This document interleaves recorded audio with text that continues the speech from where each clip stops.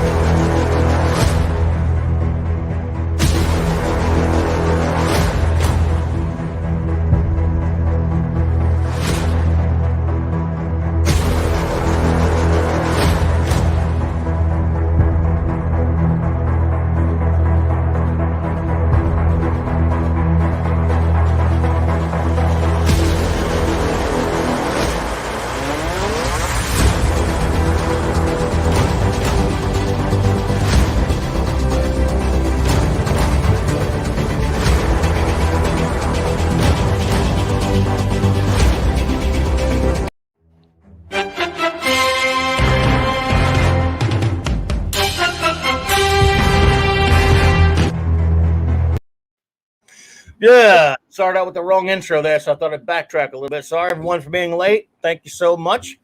Welcome to Clobberin Times, issue number 119 on YouTube, but 819 overall. This is, of course, Monday night Mark C. Comics Talk. Yes, named after our dear departed, very good friend that we miss, that we lost a while back. And since he was a great comics fan, and, we all loved Mark, and miss him very much, and he did a lot of comic shows with him. We've named this Monday night comic spot forever the Mark C. Comics Talk Monday night. So hail the great Mark C., everyone, and hail everyone who has joined us here tonight. But we'll start saying some hellos there in a second. First, I will welcome back a great friend of mine who has not been here in a while, and we always have a lot of fun. Also, great talking comics with him as well.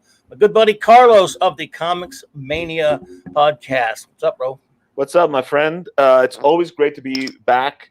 And it's funny because once we start talking about comic books, I just never wanted to stop. That's right. It is, and the thing is, we've known each other, let's see, what, 30 years almost? Yeah, 95, 94, something like that. Yeah, 94. I remember exactly what was our first conversation. You were bad mouthing The Pit by Image, which I just had bought that day. Dale Keown. And that was our first conversation, and we have not run out of topics. Never, brother. Talking comics is fun, man. I can't. Oh, dude, I cannot believe that. The only thing that I find unbelievable about it is that you remember the exact first one, because until you reminded me of sometimes, but I never really thought about it that much. Now now watch, somebody will pop up and go, "Oh, what's wrong with The Pit, man? So many things wrong, except the art.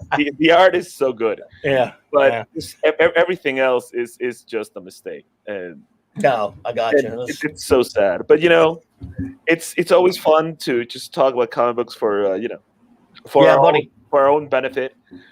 So, yeah, buddy. And we got some comics fans here. Again, and what's definitely not wrong is this fantastic group that we have here tonight. Great. Some good friends, and I know some other friends will pop in shortly. We have, of course, we're going to say some hellos here. Yes. The great Lord Thoth. Yo, brother. Always a pleasure to see you here, my friend. A fellow Blake Sevens fan and a fellow Legion fan. Avon lives, and long live the Legion, my friend. And I noticed he's been I couldn't get involved in it because I was doing some other stuff, but they were having he and my good buddy, my new friend at the show, Phantom Outsider, love that name as always, man. We're having a pretty fun conversation about the Legion. So that reminds me, in the not too distant future, we will be doing a Legion show, everyone.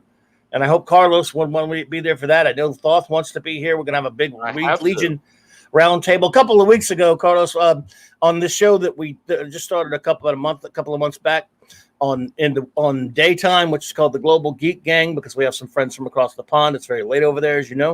Okay. So we started that. We do just a bunch of geeks get together. We did 2 shows in a row where we did all about Green Lantern, all things Green Lantern, and we did one, and we had so much fun, and it was so popular because we get a lot of people during the daytime listening, watching, and it was so popular. They said we got to do a follow-up, so we did. Of course, we had the great film producer Robert Meyer Burnett, producer of Free Enterprise, and a great YouTuber and a great guy. He joined us for the second part. And the Global Geek Gang, we had a lot of fun with that. So we've decided to do some other topics, some other roundtable topics where a bunch of us talk, and I can think of none better than a Legion of Superheroes roundtable one of these days. So if you're game, you're welcome to join us. I'll be more than happy to be part of it. And just this has nothing to do with anything, but it just when you said Geek Gang, it reminded me of a really funny story way back. It has nothing to do with anything, but it just shows how, you know, geeks and comic book fans just take everything way too personal. When I first got here, to Mexico and started living here, I had to make new friends, right? You have to, because if not, you will go crazy. So it was around, 97, 98 that I got here. So I decided to just go to a random comic shop, get into a conversation with someone, and, you know, I could make some new friends. And I kind of did. And around a month, I had like 30 new friends, right? We loved talking about comic books and everything. So we made a group way back when. I'm talking about, you know, the early aughts. There was, you know, there was no WhatsApp, there was no Facebook.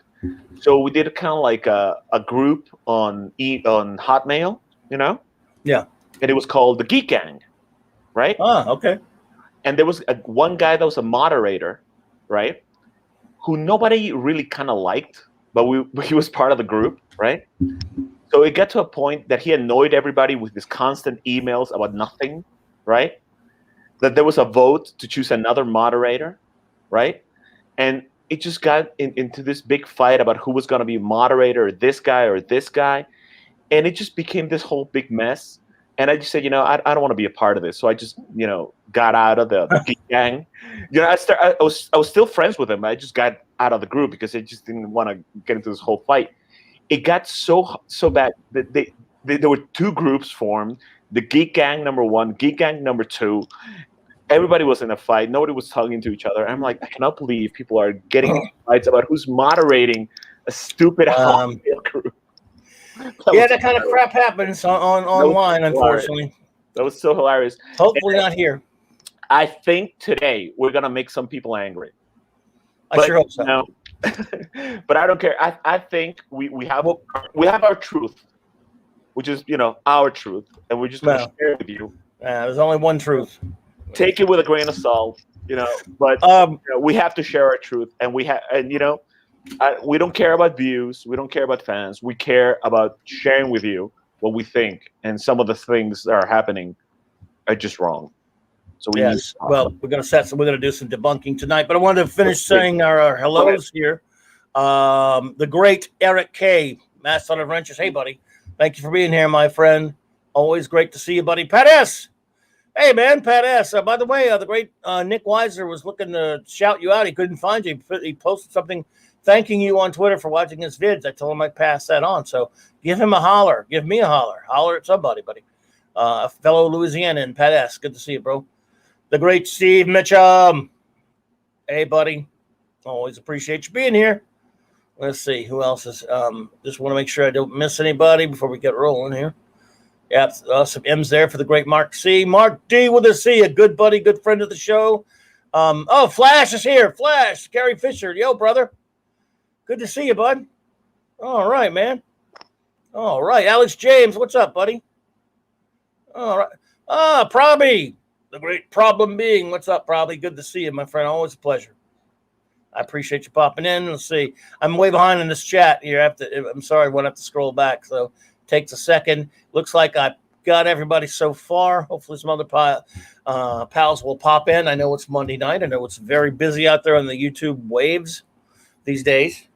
On the YouTube's a lot of people broadcasting all of a sudden. For the past couple of weeks, that's been happening. Usually people weren't a lot of people on Monday nights. Now everyone's decided to jump on the Monday night thing, you know? Well, weird. What can you do?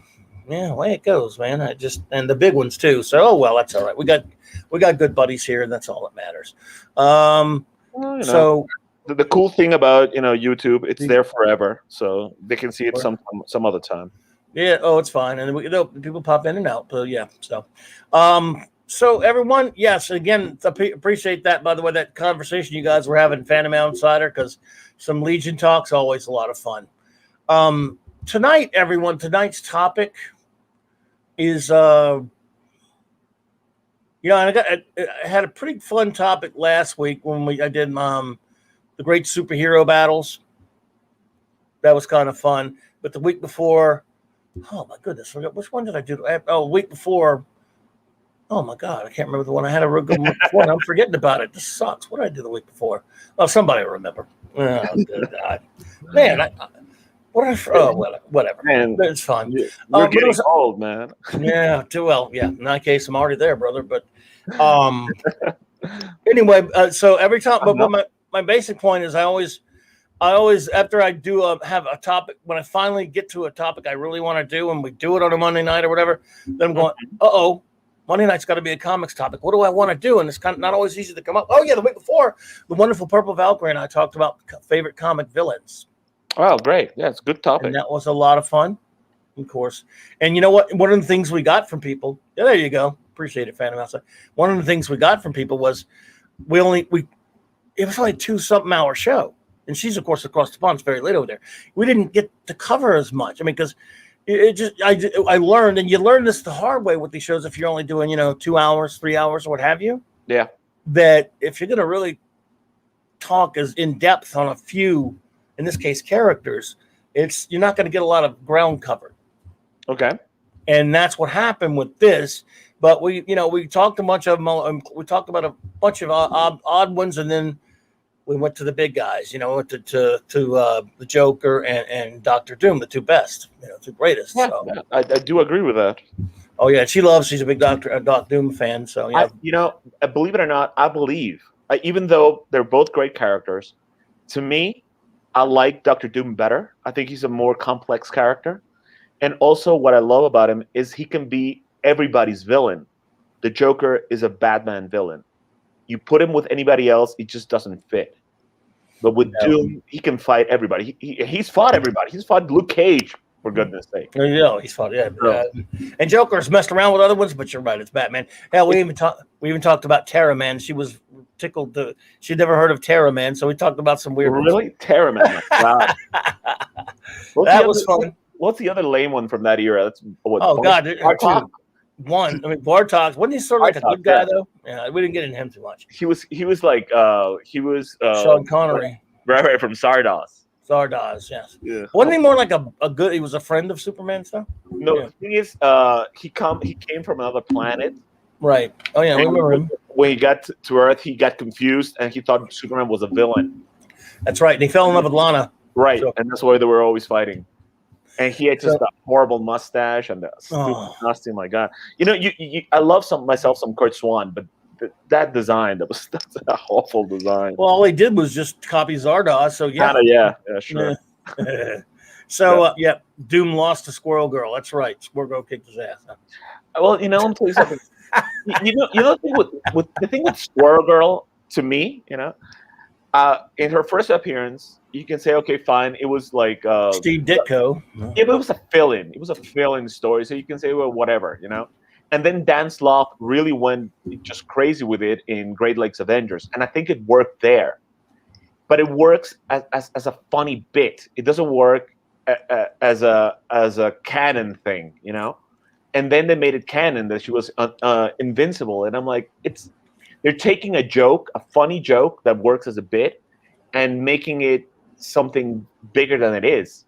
She became part of the Avengers. I'm like, come on, it's Squirrel Girl. It's a joke.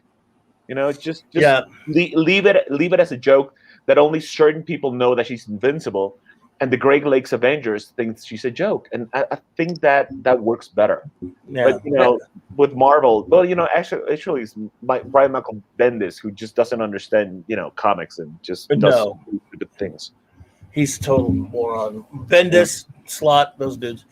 But anyway, tonight, everyone, I want to talk about a topic that and I got to put a lot of qualification out there before we get started on it, because I want to make it clear that I'm not, being mean to anyone or anything like that. But, and also context, I don't know how many people actually believe what I'm going to, so I don't know if you can call this, I don't know if debunking is the right term. However, I have heard over the past few years, and sometimes from people that if you ask me, I would say, oh, that guy knows comics. So it's not like I'm hearing this from just what would you say, normies, as they say, or civilians, you know? Muggles. Yeah, there you go. I'm hearing this is. I'll put it. I'll lay it basic for you, and any of you know comics will know what I'm talking about. And this is usually in conversations with reference to the movies, but they're still talking comics. If that makes any sense to you. And it's basically this. They will be speaking of DC EU or DC movies in general, and they automatically seem to say that the DC movies should not be exactly like the MCU movies. Now, and now, by the way, if you like DC movies, fine. If you don't like them, fine. If you like MCU movies, fine. If you don't like them, fine. That's not what I'm talking about. I like some, don't like others, right? But that's it. But a lot of them will say stuff like, well, you know, I don't like it when the DC movies get a little bit too Marvel-ish, is what they'll say. Or they got too much of that MCU that it doesn't fit for the DC. It's fine for Marvel to be, and here's the term I've heard them say, quote unquote, light and fluffy. But DC is more serious and more deep. Okay. First of all, and I'm not going to go too far down this rabbit hole, but a lot of these people who love the edgelord Snyder and Nolan stuff and love the darker DC stuff, they've confused depth. Dark with depth is what they do. And that's another argument for another time. We're not getting in there. I'm just saying a lot of these people think if you were ultra serious and ultra dark, somehow that makes you deep. And they also think that if you have, let's take some of the MCU films, for example, where, look, I have a lot of problems with Thor Ragnarok or even the Guardians of the Galaxy films or what have you, that really, really sometimes go way, way off into comedy, or even in some of the Avengers films when they just have a lot of snarky dialogue, kind of the Whedon speak that is in some of those films, or even before that, with the RDJ, basically, as we all know, his Tony Stark sometimes talks more like Peter Parker than the Tony Stark of the comic book. But so the humor element, the banter stuff has somehow stuck to a lot of people saying that's Marvel, whereas DC never has that stuff. Well, clearly they haven't read a lot of DC comic books, and they haven't even seen all the DC movies. I mean, if you harken back to the first big important DC movie, I mean, important one, there were others, but in 1978, called Superman the movie. Is it really that indistinguishable from an MCU film? Superman confronts a thief climbing down a building and says, "Hi there, is there something wrong with the elevator?" A guy hits him with a crowbar, and he says, "Bad vibrations." I mean, the point being is, since when is Superman supposed to be overly dark? I mean, okay, aside from maybe the Batman TV show or something that has camp in it, you wouldn't want Batman running around talking like Peter Parker, sure. But Superman has a bit more of a bright side. Of course, he smiles. And no, should he be quippy? Maybe not, but he was in that movie a little bit. In other words, tone is not all that different between either of the companies. You could wish them, again, I want to be clear about this. If you want it one way, that's fine. But to say that it should be, that somehow DC films can't be light and fluffy, if you like to use that term. I didn't like the Shazam movie that much because I'm just too much of a Captain Marvel purist. I think it was kind of fun the first time I saw it, but there's so much in it that aggravates me. The Aquaman film, the first one, I kind of thought it was kind of fun and silly, but fun. The tones of those two movies don't bother me. I just had my geek issues with them. Hello, Captain Shrek. Good to see you, my friend. But what I'm saying is this. Somehow there's this strange misconception. I'm going to get Carlos to weigh on this in a second. Sure. There's some strange misconception out there. And these are I'm not going to say names, but there's some people that I know comics that are saying it doesn't fit for a DC movie to have more of a light tone. Like, it's fine for the MCU, but not for a DC. And I really don't know what they're basing it on, but I can tell you one thing, they're not basing it on the history of comic books. And with that, I'll let Carlos kind of run with that just a little bit. Sure. Well, I think it's moronic to say that certain tones are either just MCU or just DCEU. Exclusive, yeah. Right. It's moronic because the thing is, it depends on the character. every character has to act differently because not every character is the same. There are certain characters that are similar, but they cannot be the same because then they would be really boring. Sure, that's what happened with the Image comics when you had like 5 teams trying to be the X-Men. Cyberforce, Wildcats, they were basically the X-Men. Pitt was Hulk. Let's say Youngblood was the Teen Titans, and that's what those comics were boring because they had no personality. Thankfully, the DC comic books, the DC characters, all had personality. Some were good, some were boring, but they all had different personalities. The same thing with the Marvel characters, especially by then it was the 60s, so comic books had a lot of maturing to do.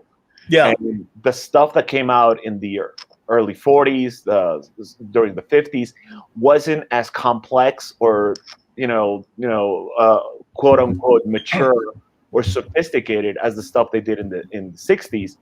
By having the characters have romantic problems or money problems or problems with their jobs. I mean, we had never seen Clark Kent have problems with Perry White. But Peter Parker had constant problems with J. Jonah Jameson. Yes, very good point. We had never like Batman. His butler, Alfred, he died. He actually died. What was in the 50s when he became the outsider. Right. Batman did not mourn for 1 second. and yet, when Captain America in the 60s came out of his deep sleep, I remember reading those early Avengers. Every second he was moaning about the loss of Bucky. So there was a different tone. The characters were different. They were more mature. And then of course DC copied that, and the characters started being having more problems, more troubles. And Denny O'Neil was the great pioneer with making Batman again a dark detective and making Green Arrow, the voice of the liberal generation, stuff like that.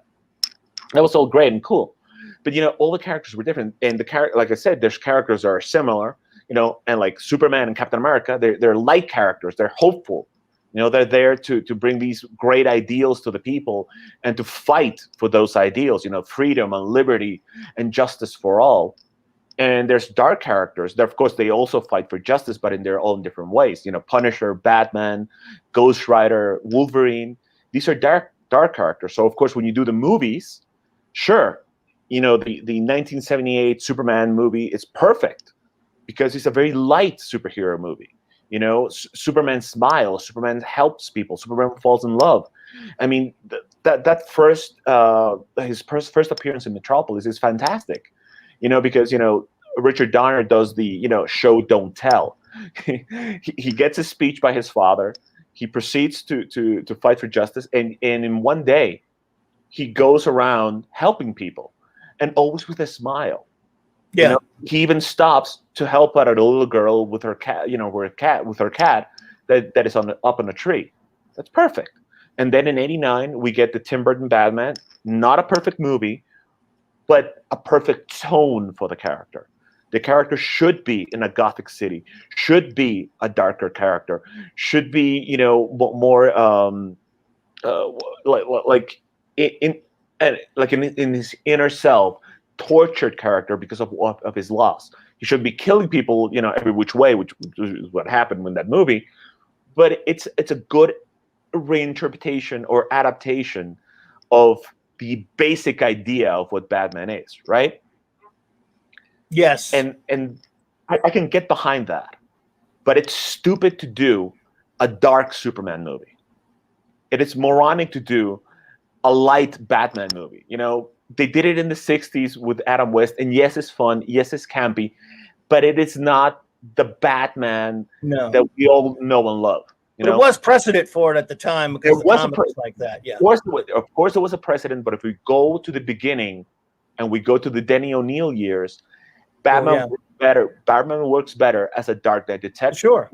Even the Steve Englehart issues, which were amazing. Oh God, yeah. When Robin goes there to help out Batman, he doesn't feel that it's his place anymore. You see what I'm saying? Well, absolutely. And But it's all we're saying here.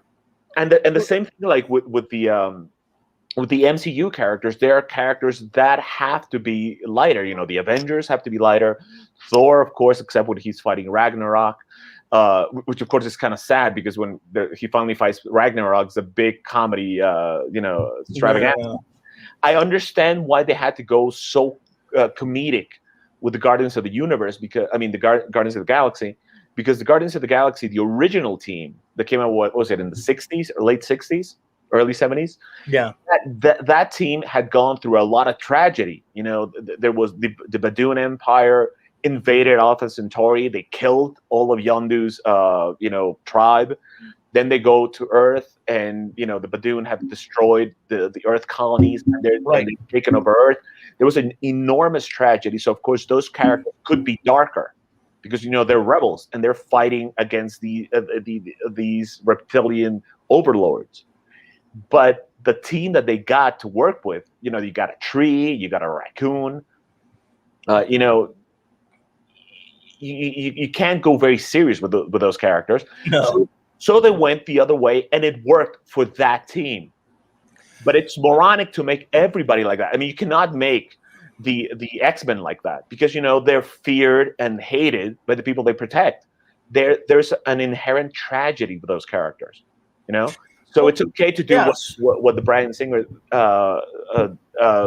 Singer movies did and make them darker, and even with the stormtrooper kind of black suit uniforms. But the thing is this: you cannot judge different companies by the movies. You have to go to the beginning. Even if it's a good adaptation, it's still an adaptation. You have to go to the source. I've watched many adaptations of A Christmas Carol, and when I finally read the book, they said, "Oh, there's so much more stuff." The same thing with the Harry Potter movies. I read the books first, then I saw the movies, and then I go, "Oh, there's so much stuff missing." Same with the Hunger Games. I had the audiobooks of the first two books. I read, heard them, and then I watched the movies. Oh, there's so much stuff missing, And like Godfather, I watched The Godfather many times. I thought I knew the story by heart, and then I read the book. I'm like, oh, there's so much stuff missing. The same thing with the movies.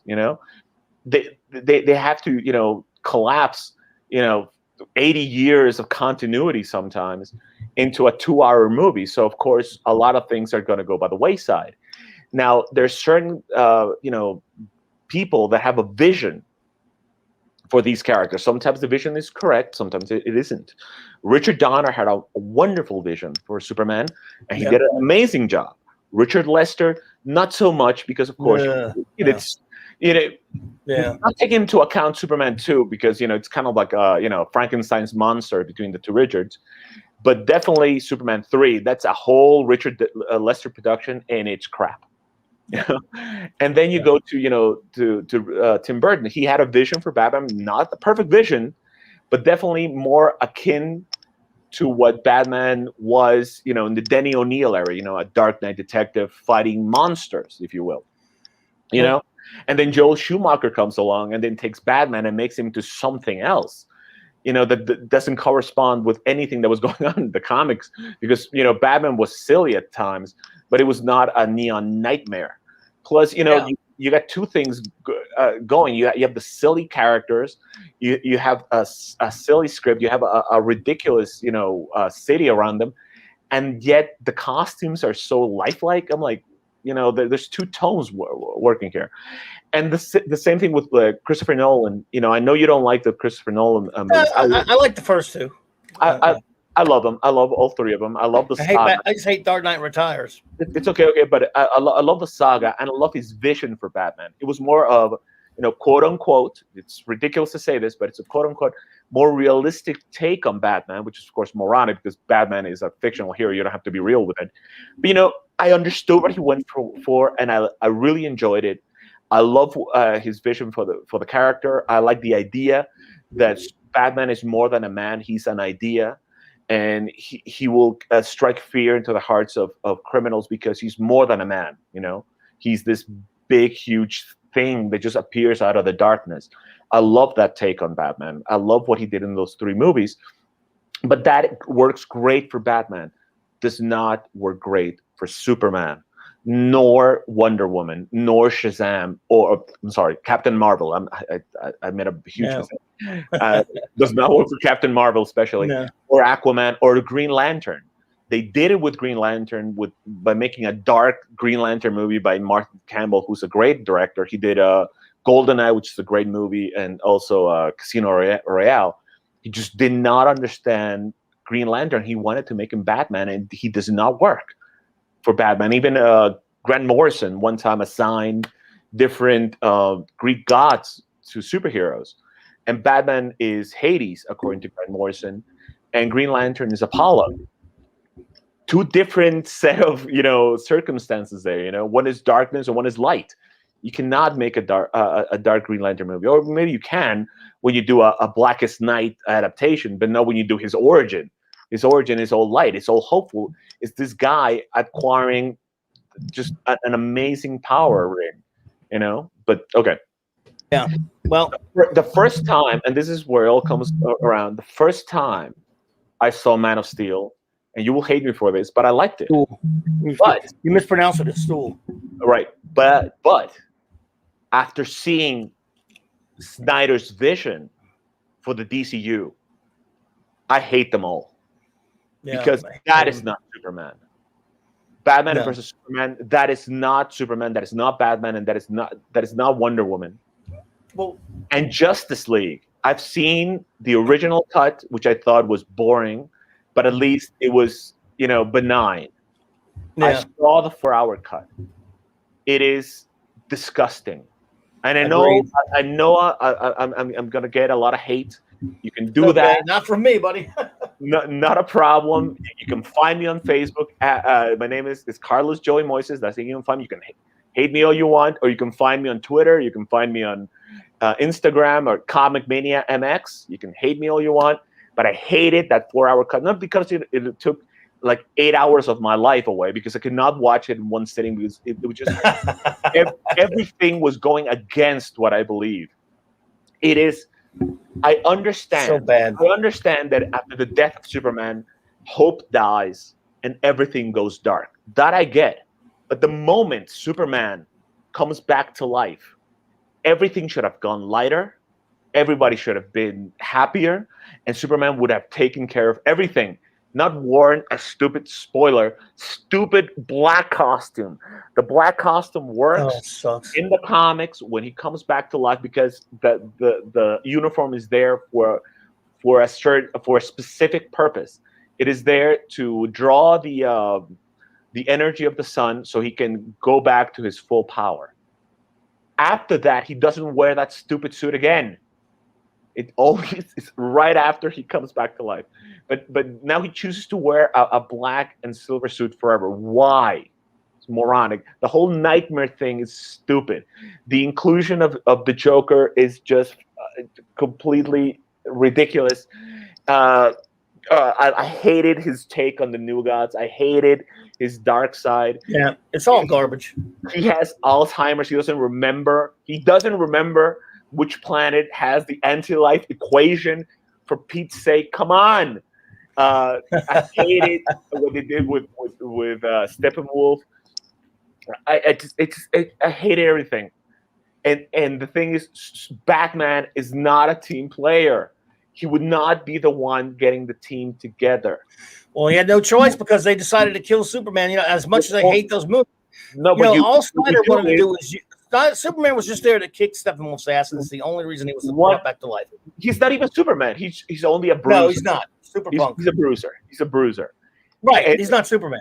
In the Snyder cut, in the Whedon cut, say what you want about it, he did act a lot more like Superman. He was very Supermanish. He helped people. He was beating. Imagine that. He was beating Steppenwolf up.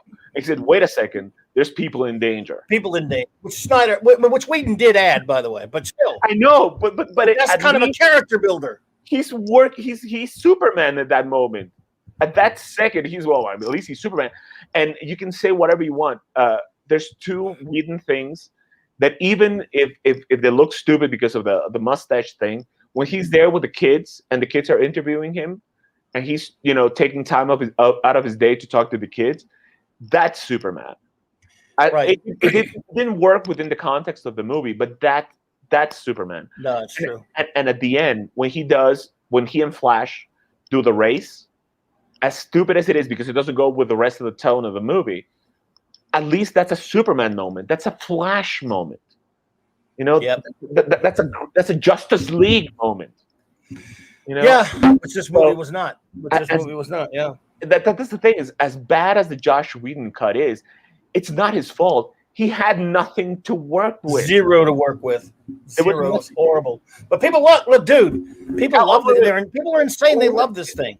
The two people that could have gotten the Justice League together, there's only two, right? Out of that group, Diana, because she understands how to work within a group because she's an Amazon. She understands that with unity comes power and strength because she's an Amazon.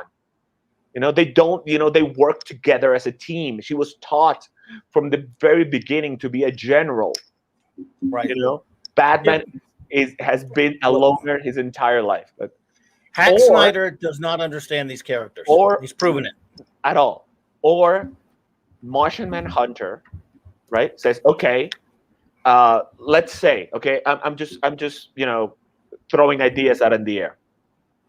The new gods were looking for the anti-life equation all throughout the solar system, right? They go from planet to planet. They get to Mars, right? They don't find it in Mars, but the Martians, try to fight the new gods, right? The Apocalyptians. What happens? Boom! Darkseid kills everybody on Mars. Only one Martian escapes, John Jones. He runs to Earth, right? He stays on Earth to protect Earth from a future invasion by Darkseid, right? Mm-hmm. When when Steppenwolf appears on Earth, he's the one that gets the Justice League together. Then you have a reason to have the Martian Manhunters there. He's the one that gets them together. Either that's what happened in the cartoon, in the Justice League cartoon, which was amazing. Yeah. The Martians invade, and it's John Jones who tries to get the League together. Yes, that was great too. Yes, it works perfect. Batman does not get the League together because he believes that he can fight Darkseid alone. That is Batman. He's not a team player, but he learns how to be one. But he's not the guy that starts the team up. Right. But you have no choice. They killed their excuse for Superman in the previous movie, and they only brought him back to kick Steppenwolf's ass. He has no character arc at all. And also, it's a good scene in that it's a lot of fun for me to watch. But again, it's dumb because it downplays the other characters. When Superman wakes up, he doesn't remember who he is, what he's doing. Cyborg attacks. Of course, Cyborg has no business being in a Justice League movie. He's part of the Teen Titans. He should always be part of the Teen Titans. Well, I love him as a Teen Titan. He does not belong with the Justice League. He starts attacking Superman because the Mother Box, which I hate that origin by the way, is attacking Superman, and Superman starts attacking the Justice League. And when Superman fights the Justice League, they can't fight him. He's too powerful. By having your one of your characters so much powerful than the other ones, you go, then why do you get the Justice League together? Superman can do it alone. He doesn't need anybody else. And then he murders the dude in the Snyder version. But go ahead. Many. He killed the dude, and like when he came back and fought him, he blasted the guy. Yes, I will not even argue with it anymore. When I saw Man of Steel, I said, okay, I excused it and I justified it. But then when I saw his entire arc for Superman, his entire vision for the DC universe, I said, this is not my DC universe. And that is a very important thing to say. I'm not the ultimate judge of what the DC universe should be or what these characters should be. But I have the versions that I like, the versions that I fell in love with when I was a very young lad. and those versions are not represented in those movies. I like the Denny O'Neil Batman. I like the Jerry Conway Superman, the Carrie Bates Superman, the Elliot S. Magan Superman. And I know you hate him, but even the John Byrne Superman is better. It's better than better than this anyway. This is a Byrne Superman right here. Well, look, Roger Stern's Superman. Peter David's Aquaman. I don't like that one too much, but it's better than this new crap. Point being, those are at least in character. Snyder has admitted that he doesn't like Superman, and by the way, he's admitted he's proven that he fundamentally does not understand or respect any of these characters. Okay, at all. But that does kind of get us slightly away. I'm kind of wanting to avoid a little bit of the Snyder butt because it just upsets me, and it kind of gets us kind of away from our point about the differences. But you did do a service in the sense that people watch those things and they think, see, if a good look. And by the way, if you're into those things, fine. Incidentally, Phantom Outsider, there are holes in both versions. There's really only holes in both versions because of Snyder, because Whedon had nothing to work with. So, by the way, watch Mahler's video over 2 hours, 18 minutes or whatever. It's the only thing good about the Snyder cut, the fact that he destroys it. And it's a thing of beauty. You have got to watch Mahler's video, everyone.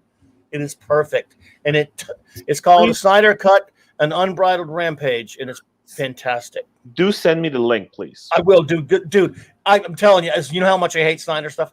This almost made me glad there's a Snyder Cut. I loved it. It's just so entertaining to watch him destroy it. He debunks all kind of crap that people blamed on Whedon that was Snyder's fault. It's a thing of beauty. And by the way, one of the things he points out, everyone who's out there worshiping Snyder these days, he had a 10-second close-up, magnified slow-mo of a sesame seed flying off of a bun. So fuck Zack Snyder, he's an idiot. Anyway, but people who look, but my point being, nevertheless, if you're a nice person and you like those things, fine. What I'm saying to you is this: just because you prefer the edgy, dark DC doesn't mean there's any precedent for you to say that DC movies should be more dark and more serious, because you confuse dark with depth, and I disagree with that banality. But Marvel is the light and fluffy. As Carlos went over, the first superheroes with a true sense of depth in terms of characterization and bringing them grounded in a sense, if you want to use that term, as Carlos was talking about, was the stuff of the early 60s when Atlas transformed into Marvel, and you've got the Fantastic Four, Kirby and Lee, you've got Ditko, you've got, of course, you got Spider-Man and the Hulk, and that, DC was still, I love them. They were kind of in the nursery at the time for the most part. They were fun, they were great, but Marvel started attracting the older readers. How darker can you get? How much darker can you get? In the first issue of the Marvel era, right? Fantastic Four #1, because an egomaniac who thinks he knows best exposes the three people he loves the most to cosmic rays that he doesn't know what would happen to them. And his best friend, the man who was always there, his right arm, who would always protect him, who will never betray him, turns into a monster. He turns his best friend into a monster. And that monster, how much darker can you get? Right? No, absolutely. It was very dark. People are saying that the MCU is lighter. I mean, come on. They're basing it on, I don't know, and people who know comics are saying that. It's astonishing. I mean, by the way, Tony Stark was a warmonger. I mean, he made weapons of mass destruction, and he was a war profiteer. And then he found out, that there was a better way to go about things. And what happens when you make these weapons, when one finally, injures him, he goes, oh, by the way, maybe I shouldn't do this. It's kind of, it's really nice to see how your weapons, work in the abstract, but not when they're working against you. And then he changes his ways and he builds an armor. Or Doctor Strange, it was all about ego. It was all about money. It was all about getting applause for. He was an egomaniac. Well, right. And again, by the way, good to see you, Chris Persian. Thank you for and Dr. Herkimer. Good to see you, buddy. And get to say hello to him. How can I say these characters were lighter? You know. No, exactly. And here's the thing about that. They're basing this. It is look. They're basing this on movies only because it's true. In some of the MC movies, there are times when there's something big is happening and they'll put a little joke in there. And some of the Whedon speak. If you don't like, that's fine. And by the way, if you're just saying I would prefer my DC darker, that's another topic, and you could like that. I don't want it, but that's fine. That's not what they're saying. They're saying like somehow Marvel and DC are so vastly different, and that's just look at this picture right here. This is by John Byrne, by the way. Yes, this is one of them. He does a lot of these, and they're kind of fun little collages. There have been many cross-company team-ups. In some of these universes, you can say that they just go ahead and assuming this is an Earth where they exist and together. Sometimes they're crossing over Earths. Point being is a lot of these characters have been passed down from writer to writer to artist over time. After their creators initially created them, some of the same writers who started out at DC or started out at Marvel ended up in the other park, playing in the other pond and writing these characters. This fundamentally, as far as their universes are concerned and the way things work in their universes and their tone, there's virtually no difference. They're really, really horribly dark Marvel comics and they're really, really horribly dark DC comics. That's to your taste, fine.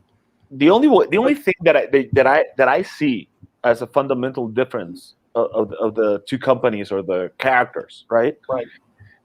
And this is just kind of like my vision, after a lot of thought, is I compare them a lot to the gods and demigods of the Greek pantheon, right? When you're talking about the Justice League or the main DC heroes, you're talking about gods. These are people that are perfect. The moment they acquire their powers or they choose their way, they are perfect. Rare is the DC character with a flaw. Green Lantern has a flaw. Green Arrow has a flaw.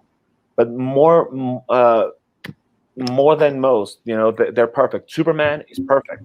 He gets his powers and he immediately decides to help people. Batman suffers the most horrible thing that can happen to a person, and he chooses the way of justice, not the way of vengeance, the way of justice. The same thing with Diana. She sees a man come to her island. He tells her of this injustice that is going on in the world, and she chooses to help him. They're all perfect. The Marvel heroes always started with a flaw, with a giant, huge flaw that they have to overcome. Spider-Man gets his powers. The first thing he does, he thinks of himself. He thinks of money. He thinks of fame. He does not think to help his aunt and uncle. He thinks of himself first. The same thing with Doctor Strange. He was always thinking about himself, and when he went to Tibet to find the Ancient One, it was to cure himself, not to become the Sorcerer Supreme to help other people. It was always a selfish quest. The same thing with Iron Man. All those heroes started with a huge flaw that they overcame and became better. Even Captain America has a flaw. He always thinks he's right. Well, they all have flaws, even the DC ones. I know, but not so much. But when it depends on who's writing them. So right. But in essence, when those characters began, they were perfect. The moment they acquired their powers, they knew the right. They made the right choice. All the Marvel characters, they always stumbled. It took them a while to find their way. Even the Fantastic Four, for a while, they weren't even wearing uniforms. No, so not till issue 3. Not till issue 3. So there you go. But Kobe Pan, welcome. So to me, that's the only difference. The DC heroes are more like the gods of Olympus, while the Marvel heroes are like the heroes of Greek mythology or the demigods of Greek mythology. They all have a flaw that they must overcome, and they always do. That's what makes them heroes. That's what I love about really love about Spider-Man. That it's always a bad day for him. every day is a bad day for him, and he has to overcome it. Right. And he has to overcome it. That's what makes him more human. You see? Daredevil, he's blind. Something happened to him. And he lied to his father. His father told him, do not train. The first thing he does is train behind his father's back, and he lies to his father. Right. But this is what makes him a great hero, because they're more human. You can sympathize more with them. You feel closer to them. But it's ridiculous to say, oh, these are funny and these aren't. No. They all have sense of humor, depending on who's writing them. Right. The one that has the least sense of humor in Marvel is, of course, Reed Richards and Captain America. Yeah, probably. And in DC, I think the ones that have the least sense of humor is Superman, and let's see who else. Oh, and Hawkman. Well, yeah, but so it's not exclusive to one universe, nor is the dark tone. Yeah. No. The tones and senses of humor are not exclusive. No. They're exclusive to certain characters. Right. All characters differ from each other. Spider-Man is funny. Spider-Man is funny. Batman is not. Robin is funny. Robin is funny. Green Arrow is funny. Green Arrow is funny, and of course, and then you have characters like Matt Murdock. Matt started out with lighter stories. Yes. You had Frank Miller, and he started the dark Daredevil Descent, and all his stories were dark. And then, of course, Carl Kessel made him light again, and then he was dark again. For 16 years, Matt Murdock Daredevil was more of a happy-go-lucky, fun-loving, and I love that version. Don't get me wrong, I love the Miller run. Everyone. It did more damage than good, probably, but it was a great run artistically. I love it. But yes, even Daredevil was not as dark until his first 16 years. Yeah, but the thing is, he was more of a swashbuckler. Right. But he was swashbuckler. Yeah. But then when Frank Miller took him, the Elektra saga was supposed to be a saga with a beginning, middle, and end. Brightest day. It ended. Right?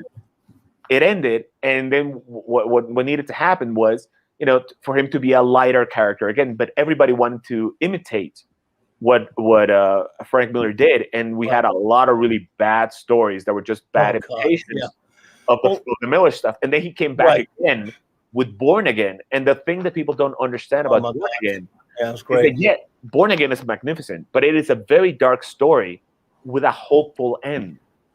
The ending of Born Again, Matt is smiling, hugging the love of his life. It's supposed to be a hopeful ending. You're not supposed to keep going with dark stories. It's a hopeful ending. The same thing with Dark Knight Returns. The whole of Dark Knight Returns by Frank Miller, of course, it is a very dark story, but with a hopeful ending. At the end, Batman says this would be a good life. Throughout the entire the 4 issues, he's saying this would be a good death. This would be a good death. And at the end, he chooses life. The same thing with Batman Year One. It is a very dark story, but at the end, there's a light represented, of course, by the bat signal, and Commissioner Gordon is smiling because he has an ally, a friend, someone who together will help him, rid Gotham of crime. All of Frank Miller's, at least back when he still had a functioning brain, always ended hopefully. But everybody kind of just took the dark part and forgot the hopefulness. The same thing with Watchmen. Watchmen is a very dark story, but at the end there's hope. Because the Cold War, the Cold War has ended, and Night Owl and Silk Spectre will still be heroes. The same thing with Miracle Man. Yeah, it's a very dark story. It starts out normal and it goes really, really dark, and at the end, it's in a utopia. But everybody forgets the ending, that there's hope, and everybody just concentrates on the darkness. And that's what happens with Zack Snyder. He only concentrates on the darkness, and the DCU is not inherently dark. The first superhero of the DC universe was a lighter hero. He was Superman. He fought for the disenfranchised. He fought for the unemployed. He fought for the little guy. That was Superman. He was not a terrorist who destroyed an entire city.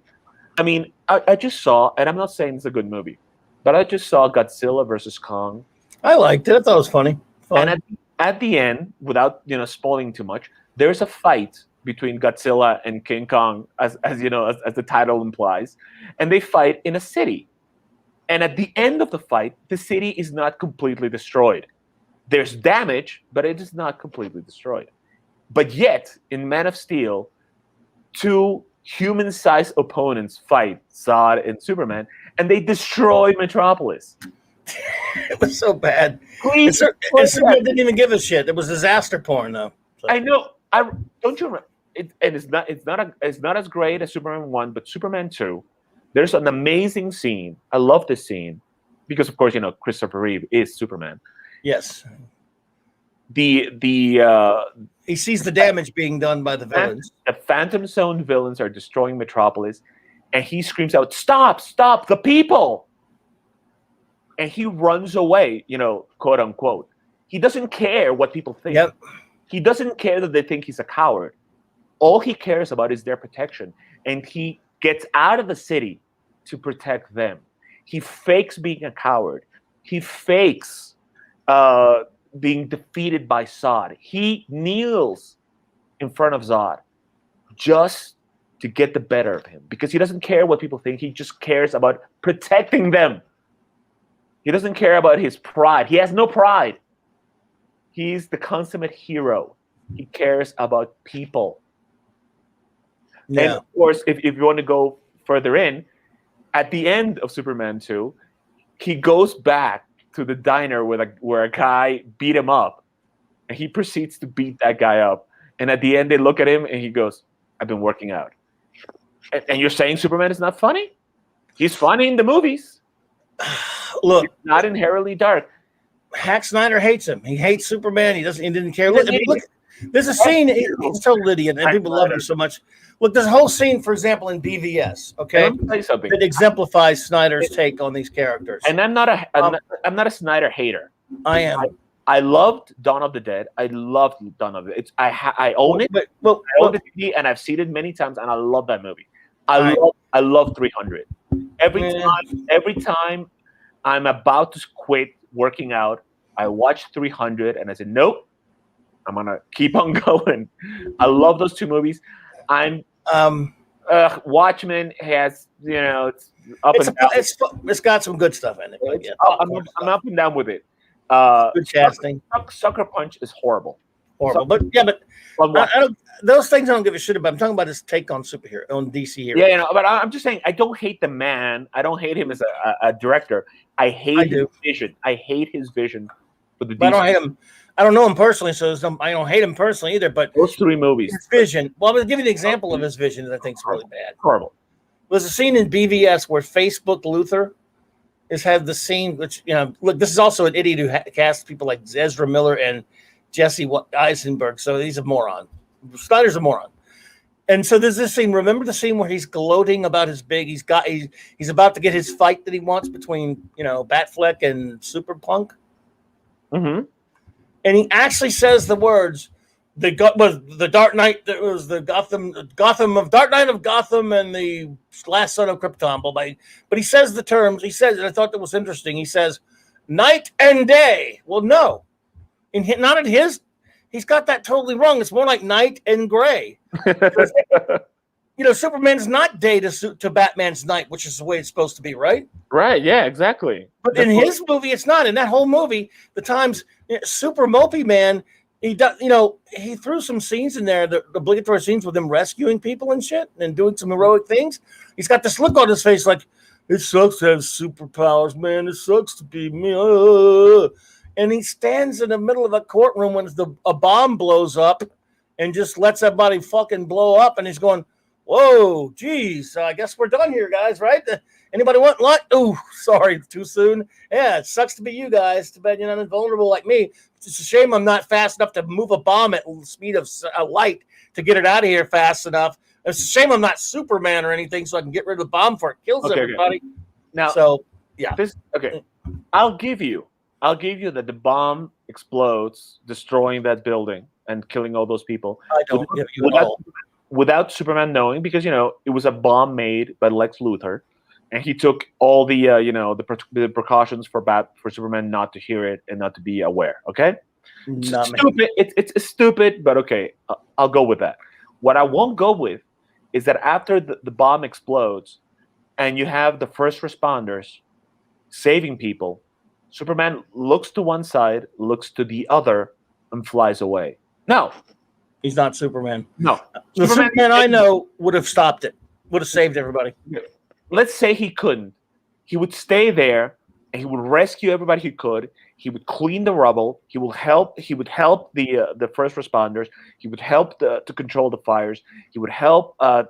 He would help people. You're right about that, but he still would have saved them. My Superman would have.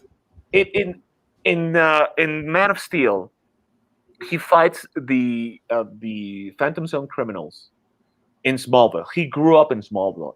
He loves Smallville. He feels, and he will always feel as a kid from Smallville, no matter where he is, in Metropolis, in the JLA satellite, or in deep space. He will always feel as a farm kid from Metropolis. This is why I love the CW show so much. The Superman and Lois. I don't know if you want. Yeah, I got some issues. I love it. Let's discuss some okay stuff, but we'll talk about that later. That to me, Super HDJ. Hello. That to me is more Superman than what we're seeing in the DC universe. I mean, granted, just in the first episode, I hope you watched the pilot. That one little, I've seen them all. That one scene was beautiful. Too bad it was 3 seconds. Yeah, but it doesn't matter when the kid says, "I love you," your suit. He goes, "Yeah, my mom." Thanks, my mom. I mean, look, dude, I love it. We raved about. I raved about that scene already, but that's it. I mean, come on, I'm there. I'm done. Boom. He's always helping people. He feels awful for leaving his children. The love he has for Lois, the way Lois loves him, and she's not a stupid moron. She's a reporter. She's boring. The kids are boring. Ugh, CW. It's not a great show, but I love that. The soup stuff's okay so far, but yeah, not a great show, but I love that Superman, and I enjoy the kids. It's too much with the teen drama. But I enjoy seeing Superman as a father, taking responsibility. I enjoy Sam Lane, and he reminds me a lot of General Ealing from the Island. Yeah, it's probably going down a bad road though. Yeah, that's why I enjoy him. I mean, this show's probably going to get bad. That's what I'm saying. Yeah, probably. It's a CW show. It's CW. Yeah. They only have they can only be good for 3 few episodes or in a season, David. 3 or 4 seasons, you can go okay, but after that, it just goes to hell. The thing is, and just so you know, I do know that General Eiling started out in the Captain Atom comic book. He did not start in the cartoon. Just want to say that. That's true. Someone said different. No. I just don't want people to think that I'm just like the people we're criticizing. That I don't know where things come from. No one will ever accuse you of that, buddy. Don't worry about that. I know Eiling came from Captain Atom comic book. But okay, as I was saying, Superman is there to help people, right? And he doesn't help people in the Zack Snyder version.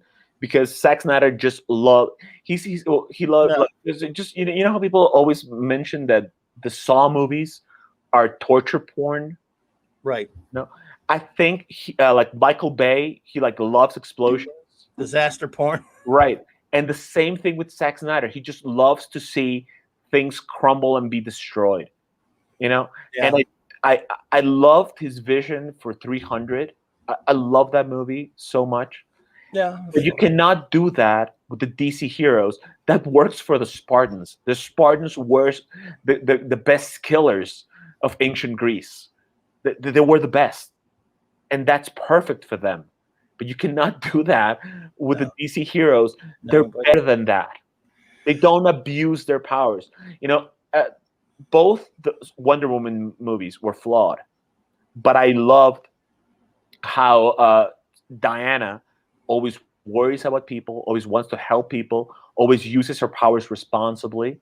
And if you want to compare and contrast the Joss Whedon and the Snyder cut, in the Joss Whedon cut, when Wonder Woman saves those people in the bank, she saves the people and subdues as opposed to slaughtering them. Right, she subdues them. Right. Where does she get exploding fucking bracelets? And by the way, that can only explode front and not back. That's something else. But those people behind her didn't get hit by a blast, but he blew out a building. She's the God Killer, but that's is she like the human bomb or something now? All I have to say is this, okay? This is how ridiculous it is. Okay, so in the Snyder Cut, she goes to save the people, right? And there's a lot of girls, little tiny girls who look up to Diana, right? So of course she stops all the bad guys, and then the main bad guy, right, from Game of Thrones, starts shooting at the people, right? And in a wonderful way, Diana stops all the bullets because she's Diana of Themyscira, and she will not allow anybody to die in front of her, right? Which is great. That is a very Diana thing to do. So the guy takes out a pistol to start shooting, right? And she is Wonder Woman. She can just jump and stop the guy, or like she did in Wonder Woman 1984, she can grab her lasso and twirl it around, and it will easily take him out. Easily. But no, she crosses the bracelets. There's an explosion, right? Yeah. So not only does she destroy half the building, but nobody behind her, just in front. No, but she destroys half the building. So she causes, damage to a building she was trying to, safeguard, right? Right. And if she explodes, if we go by this logic, the wall exploded. So of course, the guy that was in front of the bracelets, of course, was exploded as well, right? So either he exploded completely, or he was pushed back and thrown up against the wall with enormous force, and he's dead now. So Wonder Woman just killed a man in front of little girls. A bunch of little kids. And one of the little girls says, "Can I be like you when I grow up?" And I'm like, what? A killer? A murderer? An assassin? A murderer? A woman who abuses her powers? Her God-given powers? Jesus, that's the daughter of Zeus. Her God-given powers? When she could have been an example and stopped the guys without killing them. Not that they weren't scumbags or anything, but it's not like she's John McClane and has to shoot the guys in the head. Exactly. She's got superpowers. And again, I don't know where the fucking exploding bracelets come from. It's Rod Thunderheart. Yo. She's the God Killer. But another thing. Here you go, right? Okay. Now, I do know my New Gods lore, okay? Before he was Darkseid, he was right? What now? Say again. Before he was Darkseid, he was Uxas, right? Yes. When he was Uxas, right, he looked human-like. His skin was human-colored, right? Yes. When the Omega Force enters him, he becomes granite. Am I correct? You are correct. You are Kirby correct. Yes. Well, of course, he is the king. Yeah. So of course, he invades Earth in the in the past, and he comes out, right? And he's granite, right? Yeah. So to me, if he's granite, he's Darkseid, right? He's all apparently Ares could kick his ass. So. But and yet, a god, Ares, kicks his ass, right? Of course. Right. But Diana kicked Ares' ass. Am I correct? Yeah. Yes. So wouldn't it be correct to say that we don't need Superman, because if Diana could kick Ares' ass, right? Then by logic, she should be able to kick Darkseid's ass. So we don't need the Justice League. All we need is Diana. But no, Zack Snyder does not even understand his own continuity. Okay, he doesn't care. He doesn't know what a mother box is either, because the mother boxes in this movie has nothing to do with mother boxes from the comic book. They're the size of an iPhone. So, and they're not for that. They're nothing like what he uses. No, they are a communication device. They're a healing device. Like you said, they're modern day smartphones. Yes, they can control boob tubes and shit. And I'm not the only one that says this. Mark Evanier, who was Jack Kirby's right hand man for years, says that. He just used the name. He said, "Well, mother box. We'll use that name. We won't have to fucking do any research." Yeah, and not only that, a mother is supposed to take care of you. She's not supposed to turn your entire world into a nightmare, apocalyptic nightmare. Not only that. So according to Wikipedia and according to the Snyder heads, they say, oh no. When Darkseid invades Earth, he's not Darkseid. He's Uxas, so he's less powerful. He didn't look like Uxas to me. He did not look like Uxas. If he's granite shaped, if he has granite, form, then he is Darkseid. If he's human looking, then of course, he's Uxas. And another thing, they all look like monsters. Now I understand Calabac looking like a monster. I kind of understand Mantis looking like a monster. Right. Desaad, why does Desaad look like a fucking monster? Desaad does not look like a monster. He looks like a pervert. Yeah, right? Like a little weird looking dude. Yeah, right. And Steppenwolf doesn't look like a monster. Why does Steppenwolf look like that anyway? Because they don't know. They don't care. I don't know. He looks like some kind of bull man or man bull. And he's not even that. He shouldn't have ever even been in the movie. I mean, why were you using Steppenwolf? By the way, all the decisions made from the fundamental story are garbage in this thing. They needed like a herald. He Herald, as bad as the CGI is, Steppenwolf looks more like the Joss Whedon version of Steppenwolf. He's not supposed to look so monstrous. He's not. Yeah. And that armor with the spikes going back and forth. What? Why? Games, movie, and comics are us. Good to see you, my friend. This makes no sense. Nothing in the movie makes sense. It's 4 hours of senselessness, and then people say, "Oh no, Cyborg is the heart of much better." Oh, he sucks. Cyborg is not supposed to be the heart of anything. He is the heart of the Teen Titans. You got to see how Mahler puts. He's not in the Justice League. They have scenes that are in the heart of the Justice League is John Jones. The Hope is Superman. There's so much strategy. Brains is Batman. The heart is what's his face? Right. Diana. I mean, come on. I've never liked Cyborg being in the Justice League anyway. I mean, no, he's a Teen Titan. New Teen Titan. And I never was the biggest fan of him anyway, but at least, there could have been anybody else you could have in there. Oh, okay. How about Martian Manhunter instead of having them just pop up twice in your stupid cut? This you're going to know. Who was the first leader of the Justice League? The first leader? The first leader of the Justice League. I mean, I always kind of considered it to be John Jones. Nope. First leader of the really, it was go ahead, sorry. Flash. I mean, Flash, yeah, I guess he's the leader. Yeah, the first. He was the first. Always Barry Allen. Okay. Barry Allen, the Flash, was the first leader of Apollomedes Minion, welcome. First leader of the Justice League. You can look at the comic books, or you can look at just JLA Year One. Boom, it's right there. Yeah, see, JLA Year. I hate JLA Year One though. I love it. So he just contradicted a bunch of shit in that one. But no, I agree with you. I'm not arguing with you about Flash. It was a new Earth. Wade kind of screwed around with that too much for me. But anyway, I hear you. It was a new Earth. It was a new Earth, new continuity. Who was the one that came up with the name Justice League? You tell us. It was Flash. Flash. Because he was the geek. Barry Allen, by the way, not Ezra Miller. Not Ezra Miller, folks. Ezra Miller. I don't know who he's doing. He's not doing Barry Allen. He's not doing Wally. He's more like Wally, though. Is he doing Impulse? No. Yes, he's doing Bart Allen.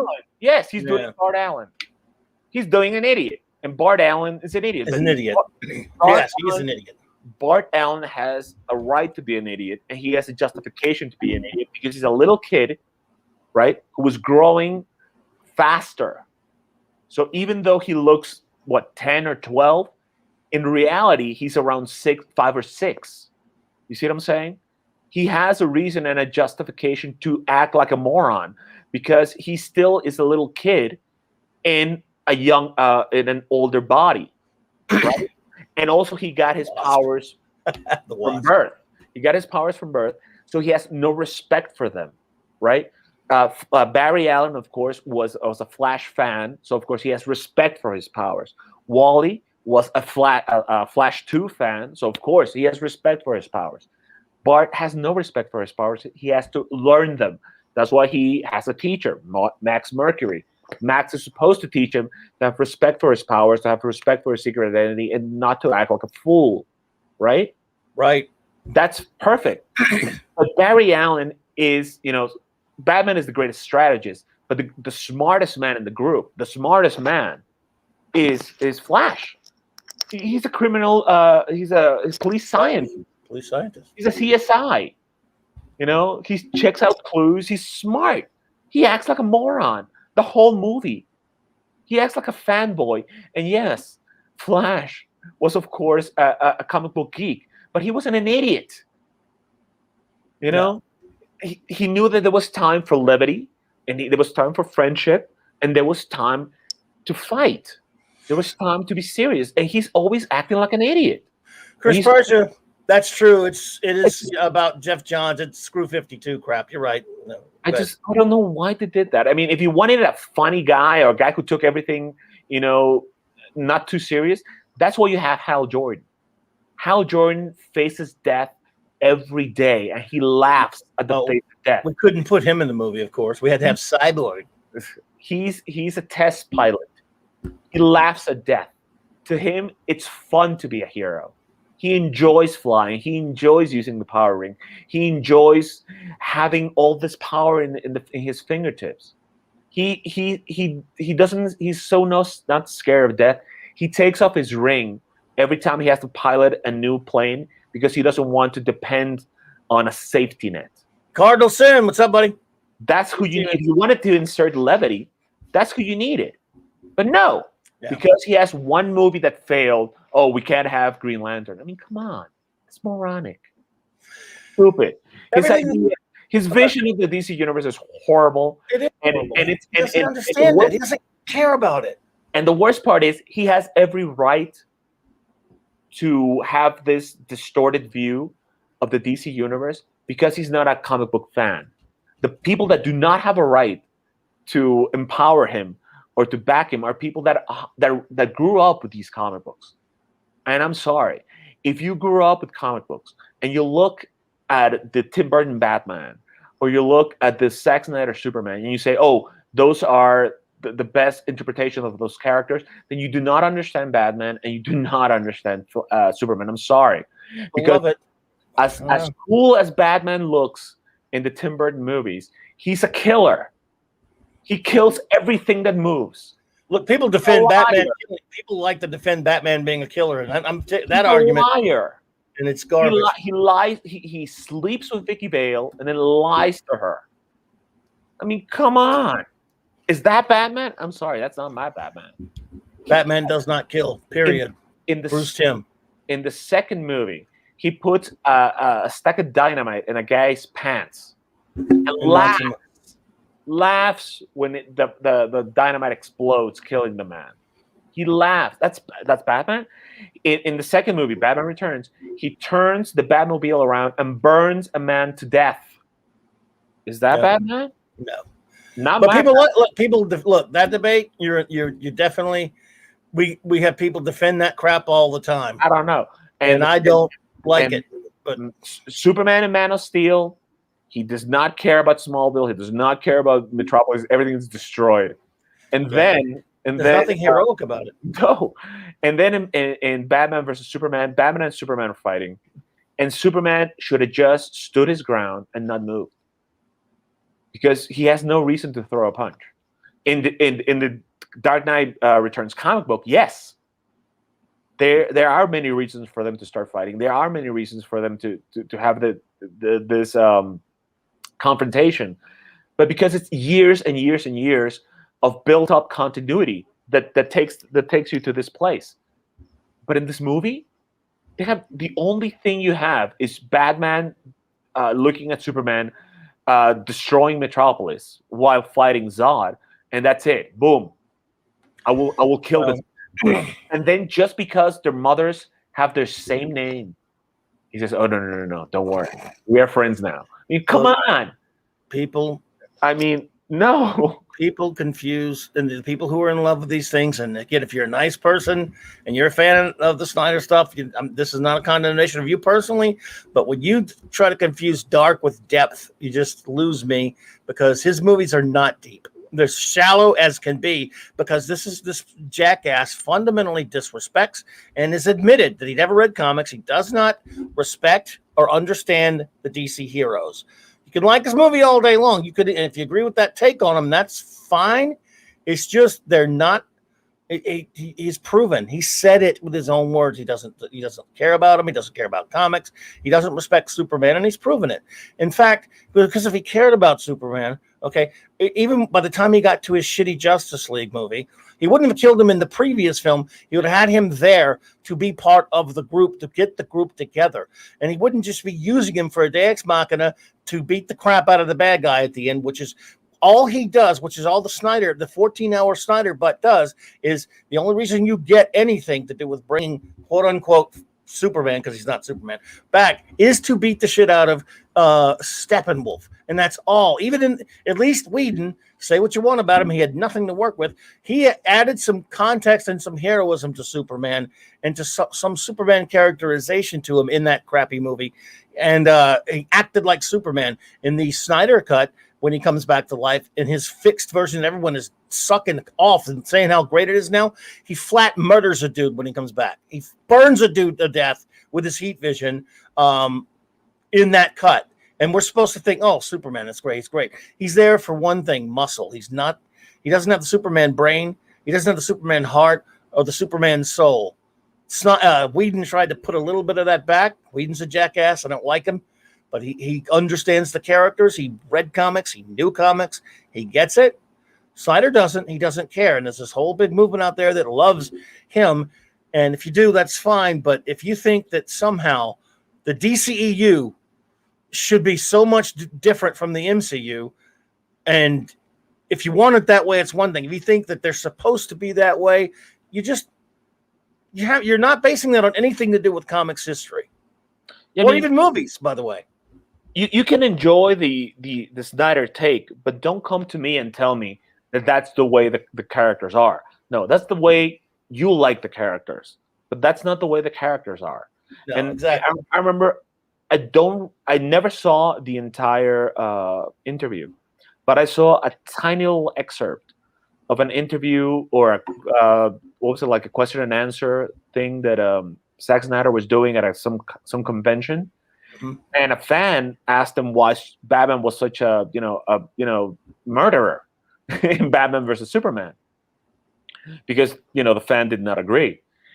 And Zack Snyder said, "Well, if you think Batman doesn't kill people, then you're living in a fucking dream world or something like that." And I'm like, fuck him. Wait. You're telling this guy who has read, I don't know, 1,000 Batman comic books in his life, 500 comic books, Batman comics in his life. You're telling him that he's wrong, and you've read none. Batman has gone for many years without killing. Yes, sure. In the beginning, in his first year, both Superman and Batman were being molded. Nobody knew what they had. Superheroes were young, That's exactly right. Superman was the first superhero, 1938. They didn't know the ins and outs of how superheroes work. They were finding their way. Next year, 1939, boom, Batman is born, and they're finding their way around. And at first, Batman took a lot of his initiative from the Shadow, right? Yes. So, of course, he used a gun, he killed people, but then, Robin came along, things started changing, things started moving around, and it was said, superheroes are not supposed to kill, because if they kill, what's to differentiate them from the villains? Right. They're already taking the law into their own hands. So they have abilities that normal cops do not. So they're not judge, jury, and executioner. And otherwise, if they're all the Punisher, what the hell is the Punisher for? Exactly. So that's another thing right there. Pulp characters, pulp heroes, some of them do kill. The Spider, the guy from Justice League, sure. The Shadow, of course. But then you have Doc Savage, and he looks for another way. So, that's right, Doc Savage. Yeah, he's the smartest man on the earth. He does not need to kill.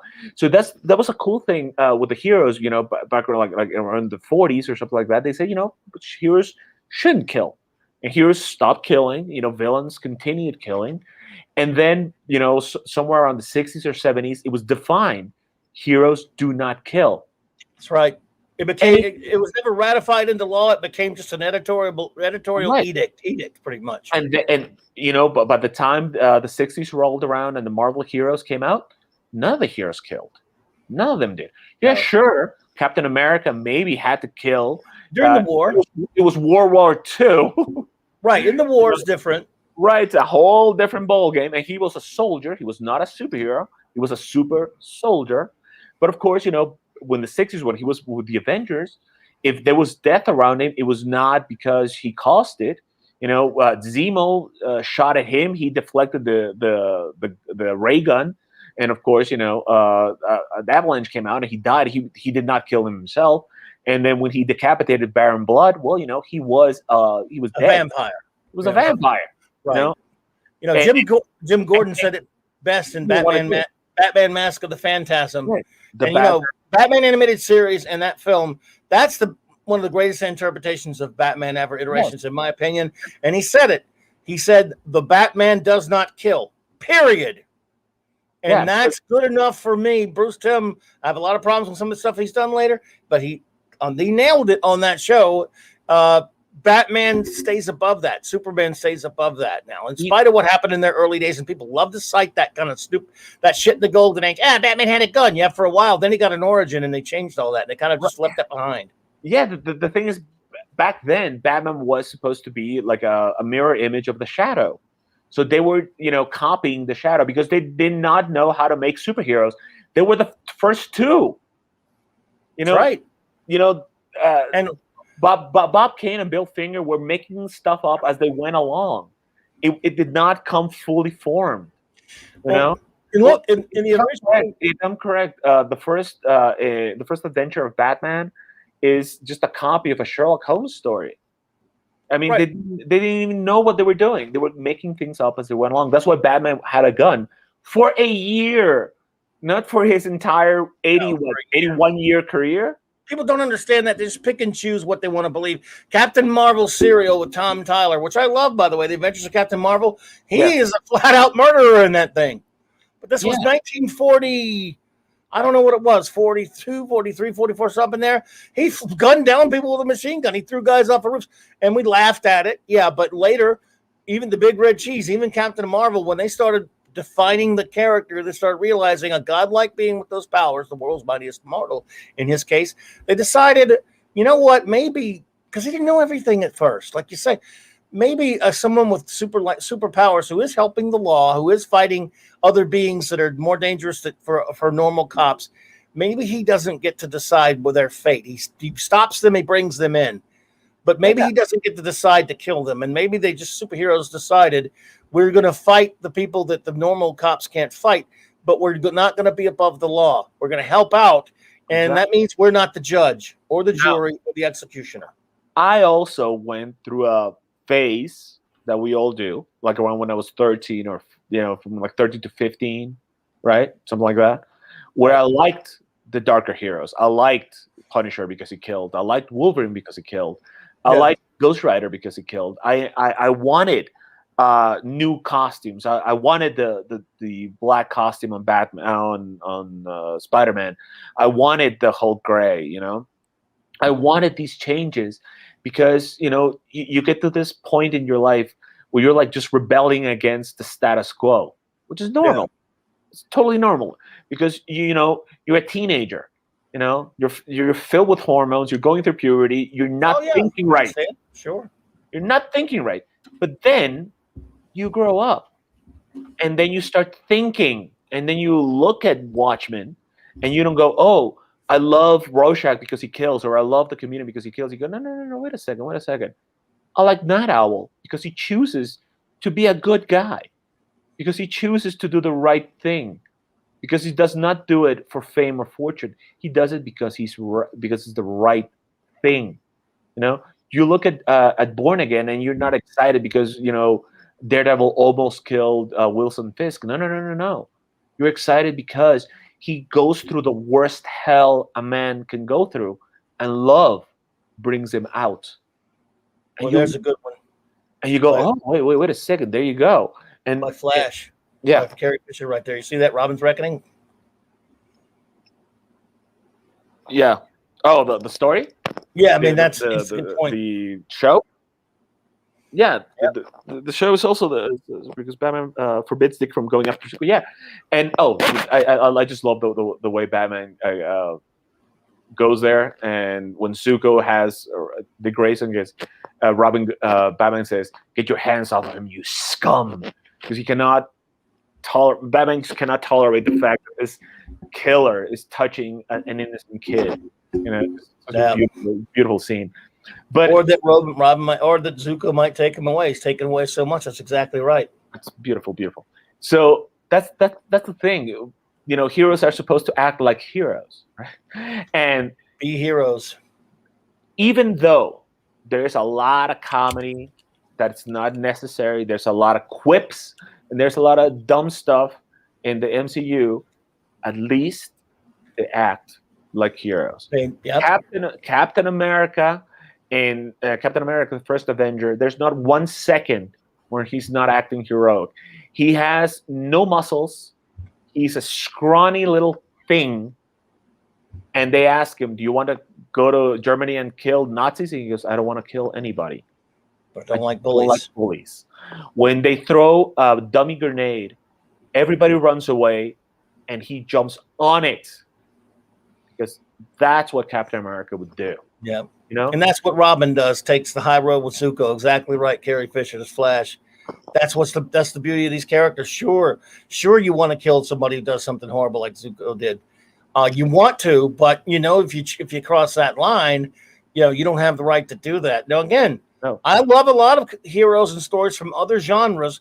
I'm fine that John McClane shoots a bad guy in the head, that Martin Riggs, Paladin, even Kirk, or when he has to kill an enemy. I have no problem with any of that stuff. I'm not talking Pollyanna stuff here. I think superheroes hold themselves to a different standard. Right. All the guys you mentioned were men. They're humans. They were not superheroes. Exactly. That's what I'm saying. John McClane, he's a cop. He's a he's not a beat cop. He's a detective. Exactly. James Bond, whatever. James Bond, he has a license to kill because he's fighting assassins and people that want to take over the world and want to explode things and kill everybody. It's kill or be killed with James Bond. The same thing with Kirk. Kirk is a captain of a starship. And they have photon torpedoes for a reason, because they have to get into a fight. They may have to fight Khan. What are they going to do? You cannot reason with Khan. Kirk tells you cannot reason with Klingons. In Errand of Mercy, the first episode with the Klingons, when Kirk and Spock are running around on Aerogania, he tells Spock, he says, we'll try to take it easy, but if we have to, we'll kill. Understood? And Spock says, understood, Captain. Kirk is killed in combat and fights before, but he doesn't like it, and he doesn't choose it first. I will not kill you today. Pushed to the brink. Sheridan, even Sheridan's the same way. We're talking about Sheridan. He's a warrior. He'll fight, but he has a mercy streak too. If he can keep from killing an enemy, he will. But Superman's different. And one of the greatest stories ever told about Superman by Alan Moore, called "Whatever Happened to the Man of Tomorrow." As you well know, you're very familiar with the story. Huge spoiler, but you have to say it. Yeah, we're spoilering it anyway, but most people read it here. Because this is when I wrote my review of Man of Steel back in 2013. I titled my ridiculously long epic review. By the way, I've done a video on that review back this summer where I did nothing but for an hour and a half on a stream, read my whole review out. Because it's important to me, my views about Man of Steel and the Snyder take. I entitled that review, Especially Not Superman, because meaning, of course, double things. This movie is especially nothing to do with Superman. It's not Superman. And there's a line in it when he's talking about how after he does kill Mr. Mxyzptlk, who turned evil. What was that? Don't worry about it. Okay. He kills Mr. Mxyzptlk, who was evil. And then Lois says, but you had to. There was nothing wrong. You did nothing wrong. And he told her basically, no. He said, nobody has the right to kill. Not Mxyzptlk, not you, and not Superman. And he says, especially not Superman. And what does he do? He punishes himself for it by, at least it seems, walking into a chamber of gold kryptonite, which takes the powers away from a Kryptonian. He believes that he crossed the line that he promised he'd never cross. But it's true. She's not wrong. I mean, if Mitch Spitalik was, he turned evil, and he's so powerful.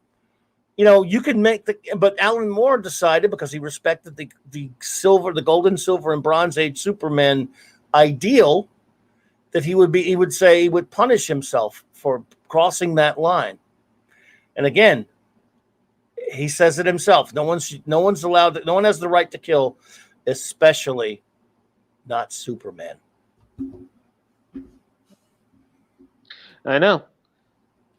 And so that's the thing that certain people that read comic books don't understand. They want to see Superman kill because he's too much of a Boy Scout.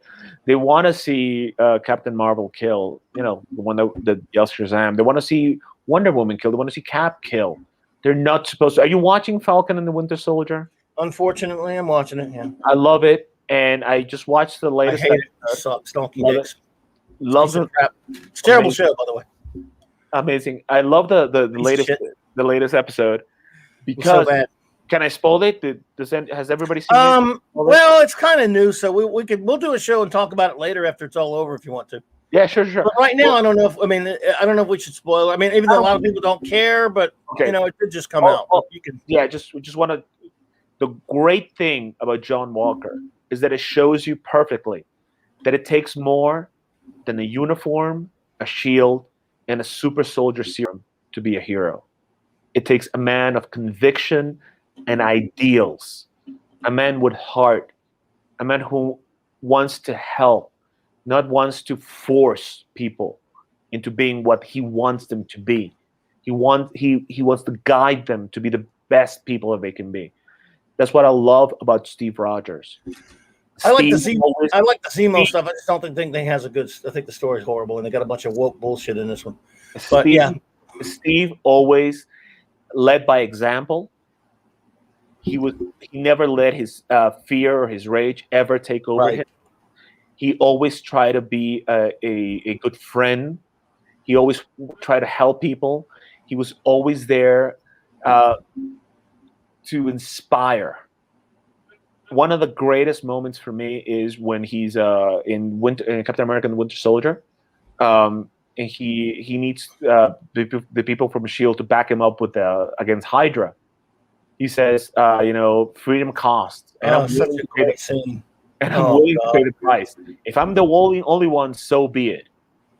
But I'm willing to bet that I'm not. I'm willing to bet that I'm not. Dude, that's so beautiful. Speech. He was so great at speeches. Even Falcon said, just write that down. And then later, even in Endgame, which you have some issues with, of course, but when he gives the speech at Endgame, even then, they're he's really good at this, isn't he? Oh, yeah, he is. He's Cap. He's Cap, man. And I'm amazed. Chris Evans, where did this guy come from? Because, I saw him in a bunch of, teenage movies, and he was okay. I saw him as Johnny Storm, and I'm like, well, okay, he's the best part of this. He's the only good part of those movies. That's why I was like, Johnny Storm is Cap? No way, but he just got it. It's great. He just understood how Cap is, and it was just amazing. That's why how he would do that, and that to me is Cap. He inspires people, and this kid who was supposed to launch the helicarrier, he has no physical strength, and he's scared out of his wits when they put a gun to his head and they say launch the ships, and Captain's orders. He goes, I can't.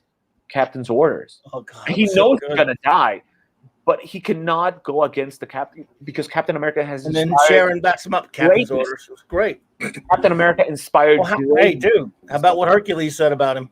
And Mark Wade's a nutball now, but in that great Wade Garney run, remember when they thought Cap was dead again? You remember the Hercules speech? No, I don't. But well, Hercules was talking, basically eulogizing Cap or something like that. And I don't have it all in front of me, everyone, but basically he was talking about courage and the gods. He says on Olympus, when we think of courage, we think of Captain America. Of course.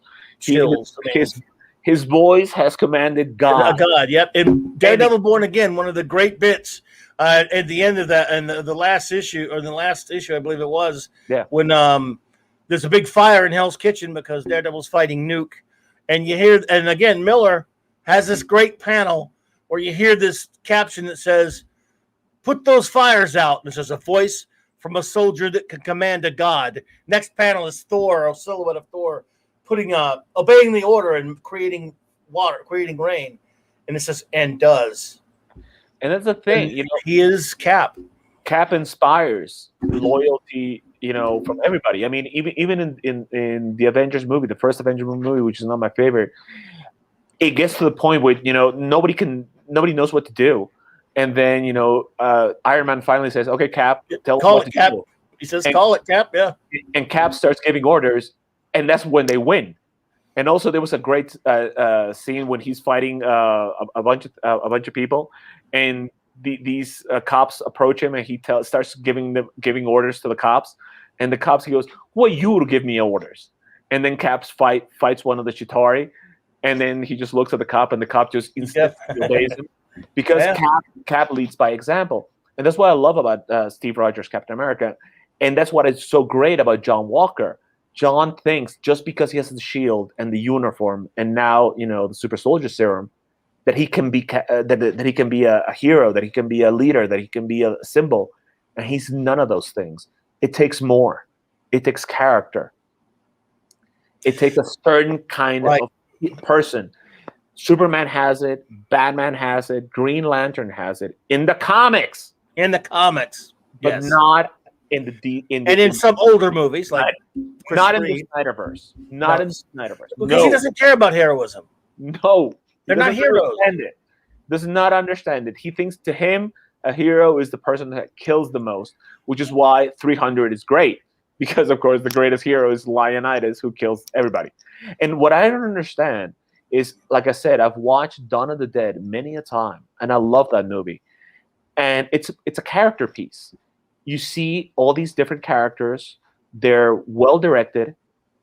The acting is fantastic. Everybody acts wonderful. Everybody has a different personality. Everybody has their own different tragedies.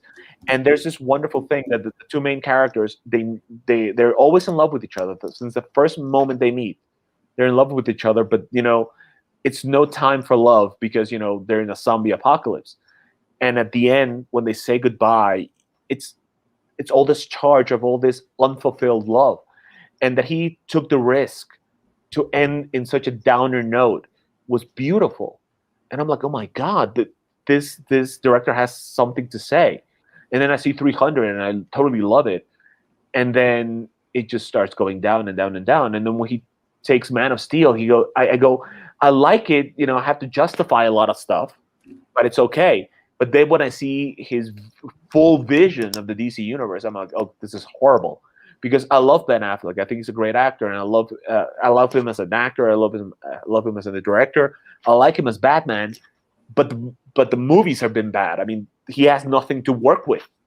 He has no script. That's why he quit. Everybody is going, why did Ben Affleck quit being Batman? Because he had nothing to work with. His Batman was awful. Christian Bale had a lot to work with in his movies. Yeah. Ben Affleck didn't. No, he didn't. And again, this also, dude, even though I'm not the biggest Affleck fan, I think he did okay as his performance. But here's one problem, all right? It was also kind of loopy that you cast, because he's kind of, when he cast Affleck, right, he's going for someone a little bit closer to the Miller Dark Knight Returns type of Batman. He'd been around a while, and yet his version of Superman, I say version in quotations because he's not Superman, but his from Man of Steel and now we got BVS is still just starting out. They should always be peers. Having that disparity is also just more proof that Zack Snyder does not respect the DC characters, does not understand Superman or Batman, and doesn't care. He cares about carnage. He cares about being an edgelord. He cares about shocking people. He cares about violence. He does not care about heroism. He doesn't believe in it. He loves nihilism. He loves destruction. And he just loves he is an edgelord in every single way. And he's got garbage writers helping him, like David S. Goyer, that ass, and the Chris Terrio and other morons working with him and other stuff. So he doesn't give a flying shit about these characters, but he's got this little movement that loves him. that loves his stuff, and they want to see that crap. Some are nice people, some are really zealous, and look at this picture here that I've had up for a while, everyone. Yeah, the DC and Marvel universes. Right. And I guess this was sort of based on the old JLA Avengers crossover that they did. These characters, because their native medium is comic books, folks. I like some of the movies. Fine, some like anyone else. Some you like, some you don't like. Some that's the way it goes, right? Yes. But this to say that DC needs to be darker. Marvel and DC aren't the same. Look at this. They can live in the same universe and be. Now, again, judge the movies whether you like they're doing what you like or not. If you want them to be dark, just say that. But don't say DC has to be dark or it's not DC. You've clearly never not only read and by the way, these people have read comics. That's what really gets me. And I'm talking about some people that I really like. I'm not naming names. I like them. I don't understand that. But look, have they ever seen them? And by the way, these people, incidentally, some of them have talked about how they like the Christopher Reeve Superman. A lot of the Snyder heads don't, but a lot of them do. And they still say, well, DC and Marvel are very different. No, because their movies might be different right now. Doesn't mean they're supposed to be inherently different. I have a friend. I have a friend, and I'll say his name because I know he's not listening to this. His name is Heinze. He lives in Guadalajara, Mexico. Not only has he read a lot of comic books, and I know this because I've seen his collection, and I know he reads. I know he enjoys the good stuff, like Kirby and Watchmen and Alan Moore and Grant Morrison stuff, right? He considers himself a writer, and when we go to the San Diego Comic-Con, I go as press because of my radio show Comic Mania, and he goes as a writer, as a creator. He gets in free as a creator. So here's the thing: he loved the Snyder Cut. Of course, everyone does. And just my blood, just when chilled. I could not believe it. And in one of our discussions, I go, I think it's ridiculous that Ares, single-handedly beat Darkseid. And he's the one that said, no, it wasn't Darkseid, it was Uxas. And I'm like, no. Oh my God! If his face is rock and his body is rock, then of course he's Darkseid. He's Darkseid because the Omega Force is in him. He goes, no. He's Uxas. Didn't you read? Read what? It was I don't know if it was in the New Gods, Orion of the New Gods, or Jack Kirby's Fourth World, because John Byrne and Walt Simonson did this whole thing, like redefining the New Gods, and the backups was Darkseid's story, right? Mm-hmm. So in one of the backups, they revealed Darkseid's story. I'm like, yeah, I read it. That's why I know that he was, human colored. He was white when he was Uxas. And then when he got the Omega Force in him, that's when he became Granite. So, I'm right, and you're making up stuff to justify it. Because he's just justifying. And it's okay. I've justified. I mean, I saw Batman and Robin with you. Mm-hmm. And I justified that movie for at least 5 years until I grew out of that phase and I said, okay. Right, I understand. I love Batman, but not everything he's in can be good. No, it's too much stuff. Yeah, I'm with you. Right. I understand that, man. So I mean, I was wrong, but I was man enough to admit that I was wrong. And that's what I don't understand. These kids that wanted to see the Snyder Cut, they see it, and instead of saying, okay, we got it, it's awful. No, they're doubling down. We need more. Why? They want more. Oh, they want to restore it. They want to restore the stupid Snyderverse. Problematic as both Wonder Woman films are, there's so much good in both of them that it outweighs the bad. Second one's pretty bad, though. Yeah, but still there's good stuff in it. So, like I said, it outweighs the bad, at least for me. And the same thing with Shazam.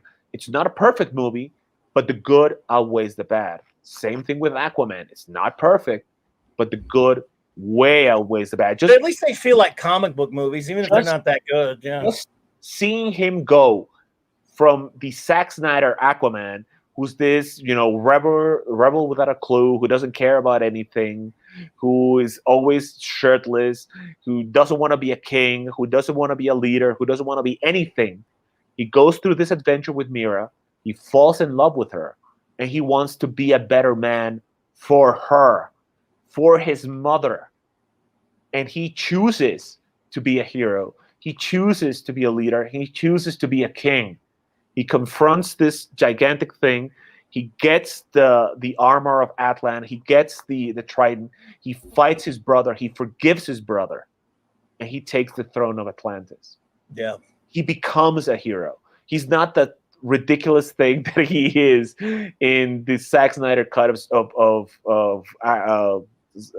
Justice League, where all he says is "my man" and "I'm cool." And like if you can see Mahler, boy, the stuff he shows about how stupid Aquaman is in the Snyder crap. I know. At least it's so good in his movie. The thing that I love about his movie, he is this rebellious kid who's just fighting against everybody because they took away his mommy, which is okay. That's a good reason for him to act like that. He grew up without a mother. The same thing happened with in East of Eden with James Dean. He has all these problems because he grew up without his mommy, and then when he finds out, he's a hooker. Long story. So that's what I liked about that movie. He makes peace with his mom. He rescues his mother. He falls in love with Mira. He wants to be a better man. When they kiss in the middle of the battle, you know that he wants to be more. He's ready to take his leap into being a king. And he is King Arthur of Atlantis at the end of that movie. I'm like, yes. And they totally contradicted it with the stupid Snyder butt, but who cares? And the same thing with Shazam, when Billy Batson, he lost his mother. He has all this rage inside of him. And then when he and at the end of the movie, he finds a family.